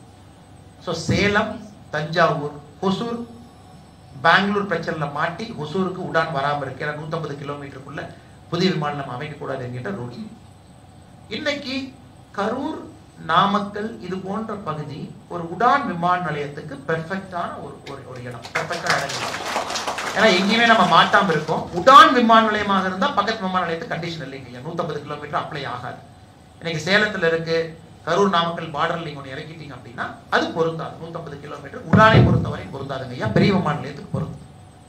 அதுவும் நீங்க வேலையை ஆரம்பிக்கணும். இந்த நாமக்கல் மேம்பாட்டு குழு, நாமக்கல் ஒருங்கிணைப்பு குழு, நீங்க இப்பவே லேண்ட கலெக்டர் ஆபீஸ்ல போய் பார்க்கணும். ஐயா எப்பவுமே திட்டம் வருவதற்கு நீங்க இப்ப ஆரம்பிச்சீங்கன்னா 5 வருஷம் ஆகும். இப்ப ஆரம்பிச்சீங்கன்னா 5 வருஷம். பிரதமர் இன்னைக்கு கங்கை கொண்ட சோழபுரம் 27ஆம் தேதி வர்றாங்க. ஆனா பிரதமருக்கு கங்கை கொண்ட சோழபுரம் வர வேண்டும் என்று 4 ஆண்டுகளுக்கு முன்பு ஆசை. எப்போ வந்திருக்காருங்க? இன்னைக்கு வந்திருக்காரு.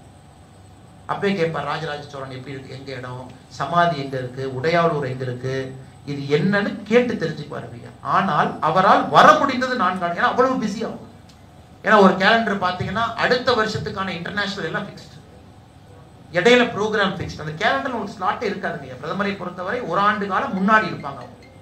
ஸோ எதுக்காக சொல்றாங்க ஐயா, நீங்க விமான நிலையம் இன்னைக்கு வேணும்னா நீங்க இன்னைக்கு ஆரம்பிக்கிறோம். அப்பதான் 6 வருஷம் கழிச்சு உங்களுக்கு கிடைக்கும். இன்னைக்கு இந்த ஒருங்கிணைப்பு குழு பெரிய லேண்ட் நமக்கு வேணுங்க ஐயா. இன்னைக்கு சென்னை பொறுத்தவரை 1000 ஏக்கர் பழைய விமான நிலையம், டெல்லி 5000 ஏக்கர், பெங்களூர் 5000 ஏக்கர், பெரிய நகரத்திலேயே ஒரு சிறிய விமான நிலையம் சென்னை. அதையும் பக்கத்துல ஒரு இடத்துக்கு போலாம், பரந்தூருக்கு போனா அதையும் 4 பேர் வேண்டாங்க. இது ஆச்சரியம் என்னன்னா, வேண்டான்னு சொல்றவங்கள பிரைவேட் ஜெட் யூஸ் பண்றாங்க. இன்னைக்கு சில தலைவர்கள் யார் வேண்டாம் என்று சொல்லிக்கிட்டாங்களோ பரந்தூர்ல அவங்க பிரைவேட் ஜெட் போடுறாங்க. எப்படி நீங்க 1000 ஏக்கர்ல ஒரு விமான நிலையத்தை எப்படி நடத்த முடியும்? சென்னையில மொத்தமா இருக்கிறது 8 கியூபிக்கல், 8 கியூபிக்கல் தாங்க ஐயா இருக்கு. அப்ப எல்லா விமான நிலையத்தையும் நம்ம என்ன பண்றோம், கொண்டு வந்து ஒரு இடத்துல நிறுத்திடுறோம். குழந்தைங்க குட்டிகள்லாம் அங்கிருந்து இறங்கி பைய தூக்கிட்டு பஸ்ல ஏறணும். அந்த பஸ்கார சுத்தி சுத்தி சுத்தி சுத்தி சுத்தி சுத்தி திரும்ப கொண்டு வந்து இறக்கி விடுவான். அதுல ஒரு தாய்மார் இருக்கிறாங்க, பிரெக்னெண்டா இருக்காங்கன்னா 2 குழந்தை குட்டியை பிடிச்சிக்கிட்டு நடந்து வரும். பெங்களூர்ல 19 கியூபிக்கல் ஐயா, 19. நீங்க இறங்குனீங்கன்னா எல்லா விமான நிலையத்துக்கும் கியூபிக்கல் கிடைக்குது. நேரா இறங்கி அதை நம்ம யாருமே யோசிக்க மாட்டோங்க, அதை பத்தி யோசிக்க மாட்டோம். நம்ம இன்னும் சின்ன சின்ன விஷயத்திலேயே நம்முடைய மனசு இருக்கு. 6 கியூபிக்கல்ல ஒரு வயசானவங்க எப்படிங்க இறங்கி வருவாங்க? பிளைட்ல இருந்து இறங்கி பஸ்ல ஏறி சீட்ல உட்கார்ந்து மறுபடியும் சுத்தி. அப்ப எவ்வளவு டைம் நம்ம வேஸ்ட் பண்றோம்? சொசைட்டியாக விமான நிலையத்துல வர ஒருத்தரும் 20 நிமிஷம் வேஸ்ட் பண்றாங்கன்னா ஒரு பிளேன்ல 206 பேர் வர்றாங்கன்னா எவ்வளவு டைம் வேஸ்ட் பண்ணீங்க? அதனால விமான நிலையம் வேண்டும், நாமக்கலுக்கு அது வேண்டும். அதனால இன்னைக்கே நீங்க கலெக்டர் மேல பிரஷரை போட்டு ஃபர்ஸ்ட் லேண்ட் ஐடென்டிஃபை பண்ணுங்க.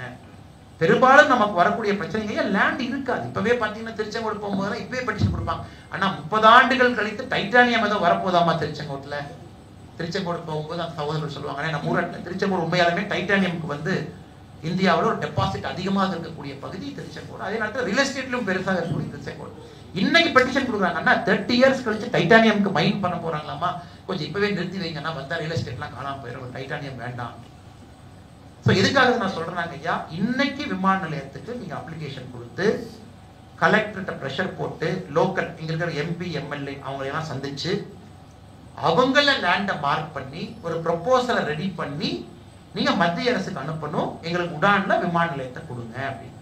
அதாங்க ஐயா சிஸ்டம். அதனால் நிச்சயமாக நீங்கள் எலெக்டட் பீப்பிள் யாரெல்லாம் நம்ம மக்கள் ஓட்டு போட்டு தேர்ந்தெடுத்திருக்கின்றோமோ, நம்ம எம்எல்ஏ அவங்க எம்பி அவங்க, அது நாமக்கலை பொறுத்தவரை ராஜ்யசபா எம்பி ஒருத்தவங்க இங்க இருக்கிறாங்க, எம்பி இருக்கிறாங்க, எம்எல்ஏ மல்டிபிள் பீப்புள் இருக்கிறாங்க. அவர்களை பயன்படுத்தி இந்த வேலையை இப்பவே நீங்கள் ஏன்னா எதுவுமே வந்து நான் இன்னைக்கு பிரச்சனை பேசலீங்க ஐயா, இன்னைக்கு பிரச்சனை நம்ம தீர்த்தலாம் ஐயா, ஒரு பெரிய இஷ்யூ இல்லைங்க, தீர்த்தலாம். நான் பேசுவது இன்னும் 10 ஆண்டுகள் கழித்து வரக்கூடிய பிரச்சனைக்கு இன்னைக்கு நீங்க ஒரு பிள்ளையார் சொல்லி போடல அப்படின்னாங்க அந்த பிரச்சனை நம்ம சரி பண்ண முடியாது. அதனால நிச்சயமாக நீங்க உதாரணம் பண்ணணும். அதே மாதிரி ஸ்கில்லிங் இன்ஸ்டிடியூட்டுக்கு நீங்க உடனடியாக ஆரம்பித்து நிறைய டிப்ளமோ ஐடிஐ நமக்கு வேணுங்க. டிப்ளமோ இன்ஜினியரிங் வேண்டாங்க. இன்ஜினியரிங் நமக்கு 4,50,000 பேர் எக்ஸஸ்ங்க ஐயா. டாக்டர் அன்னைக்கு 1,10,000 பேர் தாண்டிட்டோங்க ஐயா. இப்போ 1,10,000 அவுட்புட் பெர் இயர் பண்ணிட்டோம், போதுங்க ஐயா. அதனால டாக்டர் இருக்கிறாங்க. ஒரு மாவட்டத்துக்கு ஒரு காலேஜ் கொடுக்க ஆரம்பிச்சிட்டோம். நம்ம டாக்டரும் நிறைவு பெற்றுக் கொண்டிருக்கின்றோம், வேகமா வந்துட்டு இருக்கிறோங்க ஐயா. ஒரு மாவட்டத்துக்கு ஒரு மெடிக்கல் காலேஜ் நோக்கி போயிட்டு இருக்கிறோங்க ஐயா. தமிழ்நாடு கிட்டத்தட்ட முன்னோடியா இருக்கிறோம், எல்லாத்துலயும் போக ஆரம்பிச்சிடும். இன்னைக்கு நமக்கு தேவை டிப்ளமோ ஐடிஐ, கீழே இருக்கக்கூடிய ஆட்கள் ஸ்கில்டு பீப்புள் இல்லைங்க தமிழ்நாட்டில். அதனால நீங்க கண்டிப்பா ஸ்கில்லிங் இன்ஸ்டிடியூட்டுக்கு நீங்க வந்து ஒரு இம்பார்ட்டன்ஸ் கொடுத்து நீங்க ஆரம்பிக்கணும். மிக முக்கியமாக ஐயா, எல்லா வளர்ந்த ஊரையும் பார்த்தீங்கன்னா ஸ்டான்ஃபோர்ட்ல போனீங்கன்னா ஐயா, கலிபோர்னியா பே ஏரியால உலகத்துல பெரிய நிறுவனங்கள் அங்கதான் இருக்காங்க. ஏன் அங்க இருக்கிறாங்க ஐயா? ஒரு ஸ்டான்ஃபோர்ட் பல்கலைக்கழகம் இருக்கு, ஒரு யூசி பெர்க்லி இருக்கு. லண்டன் போனீங்கன்னா லண்டன் பிசினஸ் ஸ்கூல் இருக்கு, 60 கிலோமீட்டர்ல ஆக்ஸ்போர்ட் இருக்கு, 50 கிலோமீட்டர்ல கேம்பிரிட்ஜ் இருக்கு. லண்டனுக்குள்ள உலகத்தினுடைய பெரிய கல்வி இருக்கு. இன்னைக்கு நாமக்கலுக்கு இந்திய அளவுல பேசப்படக்கூடிய கல்வி நிறுவனங்களும் வேண்டும். ஏன்னா அவங்க தான் ப்ரொடியூஸ் பண்ணுவாங்க, அந்த குவாலிட்டி ப்ரொடியூஸ் பண்ணாதான். இப்ப கோயம்புத்தூரை பொறுத்த வரைக்கும் பாத்தீங்கன்னா பிஎஃப்ஜினுடைய இன்னோவேஷன் லேப்ல 140 கம்பெனி இன்னைக்கு அங்க செயல்பட்டு இருக்காங்க.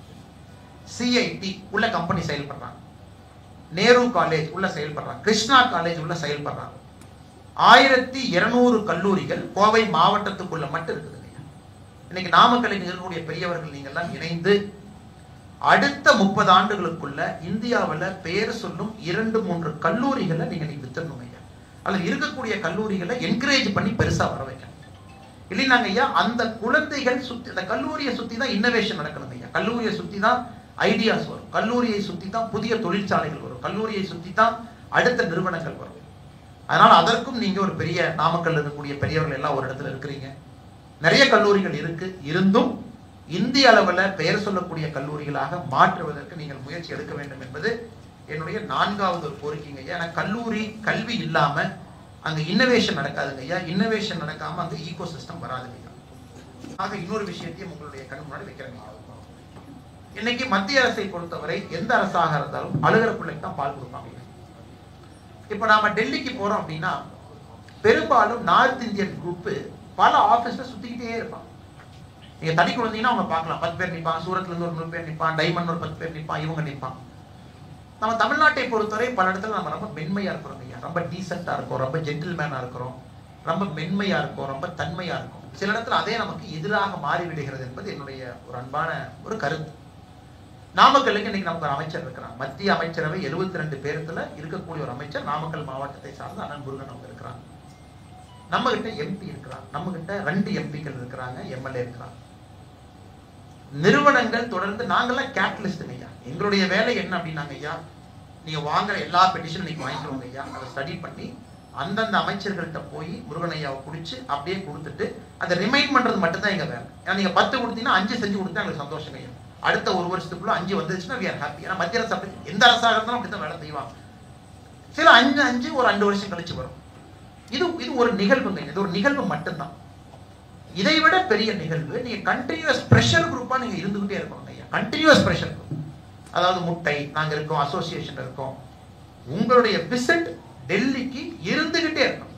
அந்த அமைச்சர் நம்ம மொழி பேசாரா இல்லையா, நம்ம மாநிலத்தில் இருக்காரா இல்லையா, அந்த அமைச்சர் பீகாரை சார்ந்தவரா யூபிஎஸ் சார்ந்தவரா நமக்கு முக்கியம் இல்லைங்கய்யா. நாம போகும்போது சேர் போட்டு நம்மளை உட்கார வச்சு பேசினாரா, இல்ல காரிடர்ல போகும்போது மனுவை மட்டும் வாங்கிட்டு கையெழுத்து வணங்குங்கன்னு சொன்னாரா, அது நமக்கு முக்கியம் இல்லைங்கய்யா. ஒரு குரூப் இங்க ரெகுலரா டெல்லிக்கு போய்கிட்டே இருக்கணும் ஐயா, போய்கிட்டே இருக்கும். நீங்க போய்கிட்டே இருந்தீங்கன்னா ஐயா என்ன ஆகும்னா, ஒரு லெவலுக்கு மேல யாராலையும் அதை தடுக்க முடியாது. நான் சார்ந்திருக்கக்கூடிய கட்சியை நான் சந்தோஷமா சொல்லுவேன், நாங்க நல்லா பண்றோம், விரைந்து பண்றோம், வேகமா பண்றோம். அது நீங்க ஒருதலை பட்சமா கூட கருதலாங்க ஐயா. நான் சார்ந்திருக்கக்கூடிய கட்சி நான் பெருமையா சொல்றேன், டேட்டா வச்சு சொல்றேன், நல்லா பண்றோம். ஆனாலும் ஒரு ஊராக நீங்கள் வேலை வாங்க வேண்டும் என்றால் இதை நீங்க ஒரு சங்கல்பமா பண்ணிக்கிட்டே இருக்கணும் ஐயா, போய்கிட்டே இருக்கணும். நீங்க கேட்டுக்கிட்டே இருக்கணும். இன்னைக்கு கொடுக்குற பெட்டிஷனை ஃபாலோ பண்ணணும், என்னாச்சுன்னு ஃபோன் பண்ணணும் ஐயா. இது சம்பவம் தமிழ்நாட்டில் நம்ம ரொம்ப மென்மையா சில இடத்துல இருந்ததுனால ஐயா, குரல் வலிமையா சில இடத்துக்கு போறது. அதனால குரலை வலிமைப்படுத்துவோம் என்பது என்னுடைய 6வது விஷயம். நல்லா பண்றோம், வலிமைப்படுத்துவோம், இன்னும் ஆக்ரோஷமாக வலிமைப்படுத்தி பேசுவோம், எல்லாரையும் பயன்படுத்துவோம். ஒரு சின்ன விசாரணை, சிவகாசி கிராக்கர் ஐயா, இதுவரை நம்முடைய சுற்றுச்சூழல் அமைச்சர்கிட்ட 17 மீட்டிங் போட்டிருக்கோம். 17 மீட்டிங்ல நானே ஒரு 15 மீட்டிங் போயிருக்கிறேன். ஒரு முறையும் அவங்களை கூட்டிக்கிட்டு டெல்லி போவோம், பிளைட்டை பிடிச்சி அவங்க சென்னை வந்துருவாங்க, எல்லாம் கிளம்பி போவோம். அமைச்சர் எங்கேயாச்சும் இருப்பாரு, 11:30 மணிக்கு அமைச்சரை பிடிச்சி வீட்டுக்கு போய் உட்காரும். அது எவ்வளவு காம்ப்ளிகேட்டட் வேலைனாங்க ஐயா. அந்த பட்டாசுல வரக்கூடிய வெடிச்சதுக்கு அப்புறம் வரக்கூடிய அந்த கலர் ஒரு பேரியம் டை ஆக்சைடு ஒரு காம்பவுண்ட்ல வருதுங்க ஐயா. அதான் உங்களுக்கு அந்த கலர் கொடுக்குது. அந்த பேரியம் டை ஆக்சைடை சுப்ரீம் கோர்ட் பேன் பண்ணிட்டாங்க. அவ்வளவு. இப்ப நீங்க சுப்ரீம் கோர்ட் எடுத்து சண்டை போட முடியாது. ஆனா இதே நேரத்தில் சிவகாசி 8 லட்சம் பேர் வேலை பார்க்கறாங்க. இந்தியாவில் 90% பட்டாசு நம்ம உற்பத்தி பண்றோம். ஒரு முறையும் சண்டை போட்டு பேரியம் டை ஆக்சைடுக்கு பேரலா இன்னொரு காம்பவுண்ட் டெவலப் பண்ணி அதை நீரிங்கிற அமைப்புல போய் டெஸ்ட் பண்ணி அந்த டெஸ்ட் ரிப்போர்ட்டை சென்ட்ரல் பொல்யூஷன் கண்ட்ரோல் போர்ட்ல கொடுத்து அவங்க அப்ரூவல் வாங்கி அப்புறம் சுப்ரீம் கோர்ட் ஏத்துக்காதனால சென்ட்ரல் கவர்மெண்ட்டை கன்வின்ஸ் பண்ணி சிவகாசிலேயே ஒரு டெஸ்டிங் லேபை போட்டு ஐயா இது 4 ஆண்டுகளாக தினமும் நடக்கிற போராட்டம், தினமும் சண்டை போட்டிருக்கோம். இப்ப சுப்ரீம் கோர்ட் இப்பதான் அஃபிடவிட் போகுது, மத்திய அரசு அஃபிடவிட் இல்லைங்க நாங்கள் டெஸ்ட் பண்ணி பார்த்தோம், செக் பண்ணோம், அது பண்ணோம், இல்லை பார்ட்டிகுலர் மேட்டர் ரொம்ப குறைவா இருக்கு, நீங்க தயவு செஞ்சு அலோவ் பண்ணுங்க அப்படின்னு. ஸோ எந்த விஷயம் உடனடியாக நம்ம செய்ய முடியாது. காரணம் ஜனநாயகத்துல அதற்கான நேரமும் காலமும் ஆகும். ஆனா சண்டை போறது நம்ம போட்டுட்டே இருக்கணும் ஐயா, எல்லாத்துட்டையும் சண்டை போகணும். இது ஒரு காம்ப்ளிகேட்டட் பட்டாசு, அவ்வளவு காம்ப்ளிகேட்டட் ஐயா. ஒரே நாள்ல போய் உட்கார்ந்து மத்திய அரசுல நீங்க சுப்ரீம் கோர்ட்டை எதிர்த்து பேசுங்க, சுப்ரீம் கோர்ட் ஆர்டரை ஒத்துக்க மாட்டேன்னு சொல்லுங்க, சுப்ரீம் கோர்ட் சொன்னதை நீங்க ஏத்துக்காம எந்த மாநில அரசுக்கும் அறிவுறுத்தாதீங்கன்னு சொல்லலாம். ஆனா மத்திய அரசு செய்ய முடியாது. அப்ப சட்டத்துக்கு உட்பட்டு பல விஷயத்தை நம்ம பேசுறோம். இப்ப நாமக்கல் லாரி, இப்ப லாரியை பொறுத்தவரை ஐயா குறிப்பா எனக்கு இதயத்துல ரொம்ப க்ளோஸா இருக்கக்கூடிய ஒரு விஷயம் ஐயா. காரணம், நான் உடுப்பியினுடைய எஸ்பியாக இருக்கும் பொழுது சிக்மங்களூர் மேங்களூர்ல இருக்கும் பொழுது நிறைய நாமக்கல் லாரி உரிமையாளர்கள் அடிக்கடி சந்திப்பது ஐயா. அப்ப உங்க லாரி தான் பெரும்பாலும் இந்த மல்டி ஆக்சல் வெஹிக்கிள்ஸ், அந்த பெட்ரோலியம் கூட்ஸை கொண்டு வர லாரி பார்த்தீங்கன்னா கார்வார் மேங்களூர் இந்த பெல்ட்ல அதிகமா நாமக்கல் லாரி தான் அதிகமா இருக்கு. இன்னைக்கு மத்திய அரசு ஒரு திட்டத்தை செயல்படுத்த ஆரம்பிக்கிறாங்க. என்ன திட்டத்தை செயல்படுத்த ஆரம்பிக்கிறாங்கன்னா, உலகத்துல ஆக்சிடென்ட் நடக்கிறதுல சைனா ஃபர்ஸ்ட், நம்ம செகண்ட், 1,40,000 பேர் இறக்குறாங்க. அப்ப நம்முடைய சட்டத்தை கொஞ்சம் நம்ம ஸ்ட்ராங் பண்ணணும், ஸ்ட்ரென்தன் பண்ணணும். மல்டிபிள் டிரைவரை கேபின்ல ஏற்றணும். 8 மணி நேரத்துக்கு மேல வண்டி ஓட்டாம இருந்தீங்கன்னா செக் வைப்போம், நீங்க சைட்ல நிறுத்தணும். இது ஒரு பக்கம், இது மத்திய அரசுடைய திட்டங்கள், சட்டங்கள் ஒரு பக்கம் இருக்கு. இன்னொரு பக்கம் நாமக்கல்லை பொறுத்தவரை உழைப்பால் உயர்ந்தவர்கள். நமக்கு ஒரு 2 டிரைவர் வேண்டாம், ஒரு டிரைவர் போதும். 8 மணி நேரம்ல 12 மணி நேரம் நம்ம ஓட்டு வேணா. லாரி ஓட்டுனவங்க தான் முதலாளிகள்லாம் மேல உட்கார்ந்து இருக்கீங்க. அதனால எத்தனையோ முதலாளிகள் லாரி ஓட்டுனவங்க ஓட்டுன்னு சொல்லாம ஓட்டி வந்தவங்க. இந்த முரண்பாடுகள் இருக்கும் பொழுது பல இடத்துல நம்ம போய் பேசுவோம். நிதின் கட்கரி அவங்க கிட்ட பல இடத்துல நம்ம போய் சண்டையெல்லாம் போடுவோம். ஐயா இன்னும் ஒரு எக்ஸம்ஷன் கொடுங்க, 2 எக்ஸம்ஷன் கொடுங்க. இப்போ உங்களுடைய பெரிய மார்க்கெட் பாத்தீங்கன்னா ஐயா, இந்த பெட்ரோலியம் கம்பெனிஸ் பெரிய மார்க்கெட். இன்னைக்கு இந்தியா ஃபுல்லா பைப் லைன் போடுறாங்க. எல்லா பக்கம் பைப் லைன். போன வாரம் சூலூர்ல போய் பைப் லைன் போறது விவசாய நிலத்துக்குள்ள வருது நல்லா கூட்டிட்டு போய் ஹர்தீப் சிங் புடியை பார்க்கும்போது அவர் சொன்னார், ஏன்பா நீ நாமக்கல் காரங்களை கூட்டிட்டு வந்து அங்க என்ன சொல்ற, பைப் லைன் போடாத, நாமக்கல் லாரியில பெட்ரோல் போகணும், எங்க சொந்தங்களுக்கு எல்லாம் பிரச்சனை ஆகுது, நீ அன்னைக்கு வந்த. இன்னைக்கு சூலூர் காரங்களை கூட்டிட்டு வந்து நீ என்ன சொல்ற, அன்னை பைப் லைன் விவசாய நிலத்துக்குள்ள போடாதீங்க, என் நேஷனல் ஹைவே சென்டர்ல வெட்டி உள்ள போடு, புதுசா ஐடியாவோட நீ வர்ற, நீ விவசாய நிலத்துக்கு ஏன் போற, என்ஹெச்ல பறிச்சு போடு. அதனால ஐயா இன்னைக்கு நமக்கு ஒரு பிசினஸ் மாடல், நமக்கு இன்னொரு 5 ஆண்டுகள் 6 ஆண்டுகள் 7 ஆண்டுகள்ல பிசினஸ் மாடலே மாற ஆரம்பிச்சிருச்சு. ஃபுல் இந்தியா இல்லாம பைப் லைன். நீங்க முந்திரால போய் பாத்தீங்கன்னா குஜராத்ல போர்ட்ல இறக்குறான், பானிப்பட்டுக்கு பைப் லைன்ல கேஸ் போகுது. பானிப்பட்டு அதை ஃபுல்லா இன்டெகிரிட்டில கனெக்ட் பண்ண ஆரம்பிச்சிட்டாங்க. ஸோ நாங்க சண்டை போட்டு அது 1 ஆண்டு 2 ஆண்டு 3 ஆண்டுன்னு உங்களுக்கு எக்ஸ்டென்ஷன் வாங்கி கொடுத்துருக்கோம். எங்களால் முடிஞ்சதை நாங்க செய்யறோம். ஐயா உடனே பண்ணாதீங்க, அடுத்த வருஷம் பண்ணுங்க, எங்க ஆளுகளை இப்பதான் ரெடி ஆகிட்டு இருக்கிறாங்க, உடனே பண்ண எப்படி, அதில் நாங்க பேங்க் லோன் வாங்கியிருக்கிறோம், மாசம் டியூ கட்டணும், பண்ணாதீங்க. அதுக்குத்தான் அந்த இளைஞர்கள் இதை சொன்னாங்க ஐயா. ஸோ காலமும் பாலிசியும் மாறும் பொழுது நாம் மாறவில்லை என்றால் நாம ஒரு நேரத்துல மாட்டிக்குவோம். இது நமக்கு அடுத்த ஆண்டு இந்த லாரி பைப்லைன் பிரச்சனை பெரிய பிரச்சனையா வரப்போகுது. அடுத்த ஆண்டு, இந்த ஆண்டு சண்டை போட்டோம், பாதி டெண்டரை கேன்சல் பண்ணிட்டோம், பாதி டெண்டர் கொடுத்துருக்காங்க. இந்த ஆண்டை பொறுத்தவரை முழுமையா செயல்படுத்தல, போன ஆண்டு எக்ஸ்டென்ஷன் வாங்கிட்டோம். அடுத்த ஆண்டு மறுபடியும் போய் நம்ம பேசும் பொழுது அவங்க கண்டிப்பா ஒத்துக்க மாட்டாங்க. ஏன்னா நம்ம 1 ஆண்டு பர்மிஷன் வாங்கி 2 ஆண்டு. அதனால இன்னைக்கு நம்ம உழைப்பால் நாம் இருக்கோம். இதை நாம் சரியாக பயன்படுத்தினா பெட்ரோலியம் டேங்கர் லாரி நம்ம என்ன ஆகும் யோசிச்சு பாருங்க. இவ்வளவு முதலீடு போட்டோம், இவ்வளவு லாரி வாங்கிட்டோம், இவ்வளவு லாரி நிக்குது, மாசம் மாசம் நம்ம பேங்க் லோன் கட்டுறோம், அவ்வளவு முதலாளிகள் உள்ளே அமர்ந்திருக்கின்றார்கள், டேங்கர் லாரி முதலாளிகள். அதனால இதற்கும் நாம பண்ணணும். இப்ப இருந்தே ஆரம்பிச்சு அதையும் நாங்க பேசிட்டு இருக்கோம். ஐயா அட்லீஸ்ட் அடுத்த ஸ்மால் ரிஃபைனரி பைப் லைன் போடாதீங்க, கிராஜுவலா 5 இயர்ஸ் டைம் கொடுங்க, இப்ப இருந்தே 2030க்கு அப்புறம் லாரி இல்லைன்னு சொல்லிடுங்க, உடனே பண்ணாதீங்க. ஒரு உதாரணத்தை மட்டும் நான் உங்கள்கிட்ட சொல்றேங்க ஐயா, உதாரணத்தை எடுத்து சொல்வதற்காக மாதிரி பல விஷயங்கள் உங்களுக்கு ட்ரெயின் வரும்போது வைக்கக்கூடிய ரேக்கா இருக்கட்டும், நாமக்கலை பொறுத்தவரை ஒரே 1 டிஸ்ட்ரிக்ட் 1 ப்ராடக்ட்ல முட்டை உங்களுக்கு இருக்கு, அதுக்கு கொடுக்கக்கூடிய சலுகைகளா இருக்கட்டும், ரயில்வே ஸ்டேஷன் எக்ஸ்பான்ஷனுக்கு அமிர்த் பாரத்ல நாமக்கல் ரயில்வே ஸ்டேஷனை புஷ் பண்றதா இருக்கட்டும், எத்தனையோ வேலைகள் சைலண்டா நடந்துகிட்டே இருக்குதுங்க ஐயா. நாங்களும் நம்ம தலைவர்கள் எல்லா இடத்துலையும் சண்டை போட்டிருக்கோம். பட் முக்கியமாக நாம் உணர்ந்து கொள்ள வேண்டும், புரிந்து கொள்ள வேண்டும் ஐயா. காலம் மாறுகிறது, சூழல் மாறுகிறது, ஜியோ பாலிட்டிக்ஸ் பிரச்சனை, நாடு முழுவதும் புதிய திட்டங்கள், அசுரத்தரமான வளர்ச்சி, ஒரு பக்கம் ப்ரொடியூசிங் எக்கானமி, ஒரு பக்கம் கன்சியூமிங் எக்கானமி, மக்கள் தொகை குறைவு, 1.7 ஃபர்டிலிட்டி ரேட்ல இருக்கும். இன்னைக்கு யூபி 2.7 இருக்குதுங்க ஐயா. யூபி இப்பதான் டேக் ஆஃப் ஆயிருக்கிறாங்க, குரோத்துக்குள்ள போறாங்க, மைக்ரண்ட் லேபரர்ஸ் திரும்ப போயிருவாங்க, நமக்கு அவங்க கிடைக்க மாட்டாங்க. ஆட்டோமேஷன், ஆர்டிபிஷியல் இன்டெலிஜென்ஸ், ரொபாட்டிக்ஸ் இதெல்லாம் உள்ள வர ஆரம்பிக்குதுங்க ஐயா. அமெரிக்காவுடைய டாரிஃப் த்ரெட்டு. ஸோ இவ்வளவு சூழலுக்குள்ள நீங்க பிசினஸ் பண்ணிட்டு இருக்கிறீங்க, சாதாரண மனிதர்கள் நீங்க கிடையாது. நம்ம ஸ்கில்லிங் இன்ஸ்டியூட் தேவைப்படுதுங்க ஐயா. High and high quality education institution தேவைப்படுகிறது. நானும் நாமக்கல்ல தான் ஐயா படித்தேன், பரமத்தியூர்ல பாதியும் ராசிபுரத்தில் பாதியும் எல்லாரும் இங்கே தான் படித்தோம் ஐயா. தமிழ்நாடே பாதி பேர் நாமக்கல்ல தான் படித்தோம்.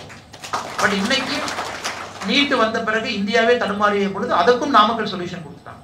இதுக்கும் சொல்யூஷன் கண்டுபிடிச்சு இந்த நீட்டையும் நாங்கள் அடிச்சு தந்துருவோம். ஆல் இந்தியா ரேங்க் 1 நாங்கள் தான், ரேங்க் 4 நாங்கள் தான், அந்த மாதிரி. அதனால் நிச்சயமாக நாமக்கலை பொறுத்தவரை கல்வியில, முட்டையில, டிரான்ஸ்போர்ட்ல, இன்னைக்கு எஜுகேஷன் ஹப்பா, இன்னைக்கு மெடிக்கல் ஹப்பா மாறாங்க. ஏன்னா இவ்வளவு டாக்டர் படிச்சதுக்கு அப்புறம் எங்கேங்க ஐயா வருவாங்க? இங்கே தான் வரப்போறாங்க ஒரு காலகட்டத்தில். இன்னைக்கு ஐயா சொன்ன போல ஆன்காலஜியில ஒரு டெரிஷரி ஹாஸ்பிட்டலா ஒரு சின்ன ஊர்ல நம்ம டாமினேட் பண்றோம் அப்படிங்கிற மாதிரி ஒரு ஸ்பெஷலைஸ்ட் யூனிட். இதை சுத்தி ஒரு ஈகோ சிஸ்டம் உருவாகும். நிச்சயமா 10 ஆண்டுகள் கழிச்சு மருத்துவத்துறையிலையும் நாமக்கல் ஒரு முத்திரை பதிக்கும், அது எந்த மாற்று கருத்தும் இல்லைங்க ஐயா.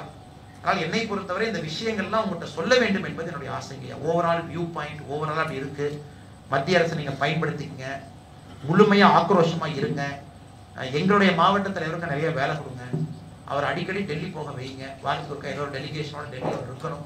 இந்த வாரம் பவுல்ட்ரி, அடுத்த வாரம் டிரான்ஸ்போர்ட், அடுத்த வாரம் சாகோ, எல்லா அமைச்சர்களும் எல்லாத்தையும் பார்க்க முடியுங்க ஐயா. நம்ம மந்திரி சபையில எந்த அமைச்சரையும் பார்க்க முடியாதுன்னு யாரும் இல்லைங்க. எவ்ரிபடி எல்லாத்தையும் பார்க்கலாம். யாராக இருந்தாலும் நீங்க பார்க்கலாம். ஸோ அதனால நம்ம கவர்மெண்ட்ல கொஞ்சம் பார்க்கறதுக்கு வாய்ப்புகள் குறைவுங்கிறது எல்லாமே இல்லைங்க. ஸோ பார்க்கறதுக்கு இருக்கு. நீங்க கரெக்டான சேனல்ல நீங்க அந்த ப்ரெஷரை போட்டு கரெக்டா போயிடணுங்க ஐயா. அதுவும் இன்னொரு விஷயத்தையும் நான் சொல்றேங்க ஐயா. இப்ப மந்திரிகளுக்கெல்லாம் நம்ம டெல்லியில மிக நன்றாக முருகன்ஜியை பொறுத்தவரை ரொம்ப பண்பான நல்ல ஒரு மனிதர். அவருக்கு நான் பல இடத்துல முருகன்ஜி நானும் ஜோக் அடிச்சுக்குவோம். ஐயா வீட்டுல 4 ரூமை ஒதுக்கி வச்சிருவோம். அதாவது வர்றவங்க தங்கி குளிச்சுட்டு அவங்க ரெடியாகி ஒரு அமைச்சரை போய் பெட்டிஷன் கொடுக்கறதுக்கு மட்டுமே 4 நம்முடைய இல்லத்துக்குள்ள ரூம் இருந்தது அப்படின்னா மக்கள் வந்துகிட்டே இருப்பாங்க. அதனால நீங்க தயவு செய்து நம்ம மாவட்ட தலைவர்கிட்ட சொல்லிருங்க, முருகன் ஐயா வீட்டுல ரூம் ஒதுக்கி வச்சிருக்காங்க. யார் வந்தாலும் அது கட்சியாக இருந்தாலும் யாராக இருந்தாலும் வந்து நீங்க ஒரு ட்ரெயின்ல வர்றீங்க, விமானத்துல வர்றீங்க, நீங்க போய் குளிச்சுட்டு ட்ரெஸ் மாத்திக்கிட்டு அடுத்த ஒருத்தர் போகணும். ஒரு செக்ரட்டரி கோஆர்டினேஷனுக்கே தனியா முருகன்ஜி அவர்களை பொறுத்தவரை ஒரு செக்ரட்டரி தனியா வச்சிருக்காங்க. அதாவது அவங்க வேலை மத்திய அமைச்சர்களை பார்க்க வைக்கிறது மட்டும் ஒரு செக்ரட்டரி தனி தம்பி ஒருத்தர் இருக்கார். அதனால முழுமையாக நீங்க பயன்படுத்திக்கிங்க அப்படிங்கிறது என்னுடைய அன்பான வேண்டுகோள். நாங்கள்லாம் இருக்கோம். நீங்க கொடுக்குற ஒரு பெட்டிஷனையும் ஹானர் பண்ணுவோம். Every petition we will write, every petition we will follow. அதுக்கான ஒரு நல்ல ஒரு சொல்யூஷன் உங்களுக்கு கொடுப்பதற்கான எல்லா முயற்சி எடுப்போம். அதுல சில பேருக்கு நாங்க டெலிகேஷனா கூட்டிட்டு போய் மத்திய அமைச்சரை பார்க்க வைக்கிறோம். எல்லாம் எங்க பொறுப்பு. we will take responsibility. ஐயா வந்தோம், மீட்டிங் பேசணும், பெட்டிஷன் வாங்கணும், கிளம்பணும் இருக்காது. we will take responsibility. உங்க ஒரு பெட்டிஷனுக்கும் நாங்க பதில் கொடுக்குறோம். within a month, within 15 days நாங்க ஆன்சர் பண்றோம். நீங்க கொடுத்தீங்கன்னா இன்னைக்கு இந்த ஸ்டேஜில் இருக்கு, அமைச்சர்கிட்ட கொடுத்துட்டோம். இந்த பிரச்சனைனால கொஞ்சம் தாமதமாகுது எல்லாமே சொல்றோம். அதே நேரத்துல நீங்களும் எங்களுடைய மாவட்ட தலைவரை, எங்களுடைய நிர்வாகிகளை, இந்த பகுதியினுடைய எங்களுடைய அமைச்சராக இருக்கக்கூடிய அண்ணன் முருகன் அவர்களை சத்தம் போட்டு ஆக்ரோஷமா நீங்க பயன்படுத்தி கொள்ள வேண்டும் என்பது என்னுடைய அன்பான வேண்டுகோள். காரணம் உங்கள் உரிமை, உங்க உரிமைங்க. உரிமை. நாங்க எதுவும் பெருசா உங்களுக்கு ஒன்றும், எங்க டியூட்டி, அதுக்கு தான் சம்பளம் வாங்குறோம், அதுக்கு தான் அமைச்சரவையில் இருக்கோம், அதுக்கு தான் நாங்க பொறுப்புல இருக்கோம், அதுக்கு தான் நாங்க இந்த தொண்டர்களா இருக்கோம், அதுக்கு தான் மோடி ஐயாவை பத்தி உங்கள்கிட்ட பேசுறோம். இது எங்களுடைய கடமை. ஆனா கேட்பது உங்கள் உரிமை. அது கடமை இல்லை, உங்க உரிமை. அது அந்த ரிலேஷன்ஷிப்பை கொஞ்சம் மாத்திக்கலாம். நீங்க கேட்பது கடமைன்னு தயவு நினைக்காதீங்க. கேட்பது உங்கள் உரிமை. ஏன்னா அவ்வளவு பெரிய டாக்ஸ் பேயிங் பேஸ். நீங்க டாக்ஸ் கட்டலீங்கன்னா அந்த நாடு என்ன ஆகும் யோசிச்சு பாருங்க. 4,25,000 பேர் சராசரியா 18 லட்சம் அவ்வளவு சம்பாதிக்கிறாங்க சராசரியா. ஒரு சாதாரண நகரம் இல்லை. முழுமையாக எங்களை நீங்கள் பயன்படுத்திக் கொள்ள வேண்டும். நிறைய இந்த மாதிரி அடுத்து மத்திய அமைச்சர்கள் வரும் பொழுது கரெக்டா நீங்க பிளான் பண்ணீங்கன்னா ஒரு இன்டராக்ஷன் ஏற்பாடு பண்றோம்.